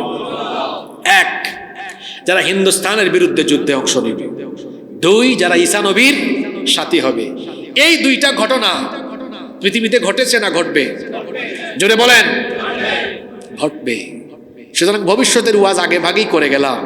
আজকে সূরা আনফালের 64 আর 65 নম্বর আয়াত, এজন্যই আমি আলোচনা করেছি। বিশ্বের পরিস্থিতি ভালো না। আমাদের পাশের দেশে এরা যা শুরু করেছে, আমি তো আগেই বলেছি, আমরা মুসলমান, আমরা শান্তিপ্রিয়। আচ্ছা বলেন তো, আমাদের দেশে হিন্দু যারা আছে, অমুসলিম যারা আছে, আমরা কি তাদেরকে নির্যাতন নিপীড়ন করি? কোনোদিন করব? এটা কি ইসলাম আমাদেরকে শিখায়? এটা কি কোরআন আমাদেরকে শিখায়? তবে পাশের দেশ থেকে বলা হয় আমাদের দেশে নাকি অমুসলিমরা অশান্তিতে আছে। আর বাস্তব কথা হলো, এদেশে অমুসলিমরা জামায়াদরে আছে, জামায়াদরে থাকবে। আমরা কাউকে আঘাত করি না, আমরা কারো উপর জুলুম করি না, এটা ইসলাম আমাদেরকে শেখায় না। তারা যেভাবে ভারতে মুসলমানদেরকে নির্যাতন করে, আর তারা আমাদেরকে সাম্প্রদায়িকতার সবক দেয়। আসলে পৃথিবীতে তাদের মতো অসভ্য, তাদের মতো জঙ্গি আর সন্ত্রাসী আর হতে পারে না। এরা আমাদেরকে বলে জঙ্গি, মুসলমানরা জঙ্গি নয়, কারণ জঙ্গিবাদ হারাম, সন্ত্রাসবাদ হারাম। মুসলমানরা জঙ্গি আর সন্ত্রাসী নয়, বরং সন্ত্রাস আর জঙ্গিবাদের শিকড় কেটে দেওয়ার জন্য আল্লাহ তাআলা জিহাদের বিধান দিয়েছেন, ঠিক কিনা? আমরা এই দুটো আয়াত আজকে আলোচনা করলাম, আমাদের জন্য যথেষ্ট কে? দেখেন, আমরা কঠিন মুহূর্তে 10 গুণ শক্তিশালী হই, আল্লাহ বিজয় দেন। শেষ কথা বলি, এই বিজয় পাওয়ার শর্ত হলো নিজেরা ইমানি বলে বলিয়ান হওয়া। আজকে আলোচনার ভিতরে বলেছি, কেন আমাদের উপরে আল্লাহর সাহায্য আসে না? এর কারণ একটাই, আমাদের ইমানের রোগ ধরেছে, আমাদের ইমান রোগাক্রান্ত। এখন এই রোগাক্রান্ত ইমানকে রোগমুক্ত করার উপায় আছে না নাই? যদি বলেন আছে না নাই? শেষ কথা শুনেন, কথায় আছে, শেষ ভালো যার সব ভালো। আপনি অসুস্থ হয়ে চট্টগ্রামে কোনো ডক্টরের চেম্বারে গেলেন, ডাক্তার আপনাকে দেখে তারপরে কি দেয়? হ্যাঁ, প্রেসক্রিপশন দেয়। এখন আমাদের যে ইমানের ভেতরে রোগ সৃষ্টি হয়েছে, এই রোগ দূর করার জন্য আল্লাহ আমাদেরকে প্রেসক্রিপশন দিয়েছেন। এই প্রেসক্রিপশনের নাম হচ্ছে, একদিন ওয়াজ শুনে এখানে স্লোগান দিয়ে চলে গেলে দায়িত্ব শেষ হবে না। সারা বছর সারা জীবন কোরআনের সাথে লেগে থাকতে হবে। রসুলের জীবন ছিল কেমন? আমার আগে যে পিসাব হুজুর রসুলের শান মান নিয়ে অনেক সুন্দর সুন্দর কথা বলেছেন, আল্লাহ উনাকে নেক হায়াত দান করেন। রসুলের চরিত্র কেমন ছিল? কোরআন যেমন, রসুল তেমন। সুবহানাল্লাহ পড়তে ইচ্ছে করে না? এটা হলো প্রিন্টেড কোরআন, আর রসুল হলেন প্র্যাকটিক্যাল কোরআন। সুবহানাল্লাহ।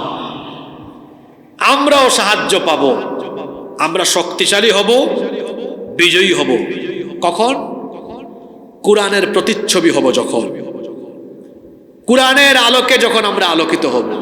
এখন কোরআনের আলোয় আলোকিত হওয়ার জন্য কোরআনের সাথে সম্পর্ক করার দরকার আছে না নাই? পীর সাহেব হুজুর আলোচনার শেষে বলে গেলেন নিজেরা কোরআন শিখবেন, বাচ্চাদেরকেও কোরআন। হুজুরের কথার সূত্র ধরে আরেকটু বাড়িয়ে আমি বলি, তুতা পাখির মতো শুধু কোরআন পড়বেন না, 2-3 হাজার টাকা খরচ করে আন্দরকিল্লা থেকে বাংলা অনুবাদ করা এক সেট তফসির ঘরে রাখবেন। তাফহিমুল কোরআন, তফসির ফি জিলালিল কোরআন, তফসির ইবনে কাসির, তফসিরে জালালাইন, তফসিরে মারিফুল কোরআন, এগুলো বাংলায় অনুবাদ করা পাওয়া যায়। এক সেট ঘরের মধ্যে রাখেন। আর কোরআনের প্রতিচ্ছবি হওয়ার জন্য একটা সংক্ষিপ্ত সুন্দর আউটলাইন বা সিলেবাস দিয়ে যাই। আমার দিকে তাকান, এই 1 মিনিটের কথাগুলো শুনেন। প্রতিদিন ফজরের নামাজের পরে 5টি আয়াত বাড়িতে অর্থ আর ব্যাখ্যা সহ পড়েন। 5 আয়াত অর্থ ব্যাখ্যা সহ পড়তে সময় লাগবে বড় জোর 10-12 মিনিট। আমি ক্যালকুলেটরে হিসাব করে বলতেছি, প্রতিদিন 5 আয়াত করে পড়লে পুরা কোরআন অর্থ ব্যাখ্যা সহ পড়ে শেষ করতে আপনার সময় লাগবে মাত্র 4 বছর। 5-এর জায়গায় যদি 10 আয়াত করে ডেইলি পড়েন সময় লাগবে, যদি বলেন এই বছর মাহফিল হয়েছে, আমি দোয়া করি আগামী বছরের জন্য এই এলাকায় এভাবে যেন কিয়ামত পর্যন্ত এই এলাকায় মাহফিল হয়, বলেন আমিন। আগামী বছরের মাহফিলের আগে 1 বছরে পুরা কোরআন আপনারাই শেষ করতে পারবেন। কিভাবে? 10 আয়াত না পড়ে প্রতিদিন 20 আয়াত করে পড়েন, 1 বছরে পুরা কোরআন। আর যারা অতিমাত্রার কোরআন পিপাসু, বেশি কোরআন পিপাসা যাদের, আমি বলবো 40 আয়াত করে পড়েন, 6 মাসে শেষ। যদি বলেন না হুজুর আমার আরো পিপাসা কোরআনের প্রতি, 80 আয়াত করে পড়েন, 3 মাসে। সিলেবাস বা আউটলাইন দিয়ে গেলাম, দেখি কিভাবে মনে রাখলেন। কোরআনের সাথে সম্পর্ক করুন, সেটা কোরআন পড়া আর বুঝার মাধ্যমে। প্রতিদিন 5 আয়াত করে পড়লে সময় লাগবে কত বছর? 10 আয়াত করে পড়লে, 20 আয়াত করে 10 আয়াত করে পড়লে 5 করে পড়লে 4, 10 করে পড়লে 20 করে পড়লে 40 করে পড়লে, আর বাড়ায় লাভ নাই, 80 বেশি হয়ে যাবে ডেইলি। 40ও বাদ দিলাম, আচ্ছা যান 20ও বাদ দিলাম। 5 অথবা কয় বছর লাগবে? 4 অথবা, আচ্ছা এখানে অনার্সে পড়ে আছে না অনেকে? অনার্সে পড়েন কে? হাত তোলেন তো ভাই। আছেন মাশাআল্লাহ, এই আছেন। দেখেন যারা অনার্সে পড়েন, অনার্স কয় বছর? সরকার আপনার সিলেবাসে কোরআন ঢুকায় নাই তো কি হয়েছে? আপনার সরকার, আপনি আপনার বুক শেলফে 1 সেট তফসির রাখেন, প্রতিদিন 5 আয়াত করে পড়েন, অনার্সের সার্টিফিকেটও পাবেন, 4 বছরে কোরআন পড়াও শেষ হয়ে যাবে। সুবহানাল্লাহ। যারা ইন্টারমিডিয়েটে পড়েন, 1st ইয়ার 2nd ইয়ার, 2 বছর না, 20 আয়াত করে পড়েন, ইন্টারও শেষ, কোরআনও। ক্লাস 6-এ যারা পড়ে, এখানে অনেকে আছে, ছোট ছোট অনেকে আসছেন, 6-7-এ পড়ে অনেকে আছে না? তুমি কোন ক্লাসে পড়ো? হ্যাঁ মাশাআল্লাহ, বসো। তুমি তো ক্লাস 8-এ পড়ো, 8, 9, 10। তুমি যদি ডেইলি 16-17 আয়াত করে পড়ো, তুমি কিন্তু এসএসসি শেষ হবে, তোমার কোরআন পড়েও শেষ হবে। এই সিলেবাসটা মেনে চলো। তাহলে এই যে 5, 10, 20, যার জন্য যেটা সহজ হয় আমরা এটা করতে পারবো।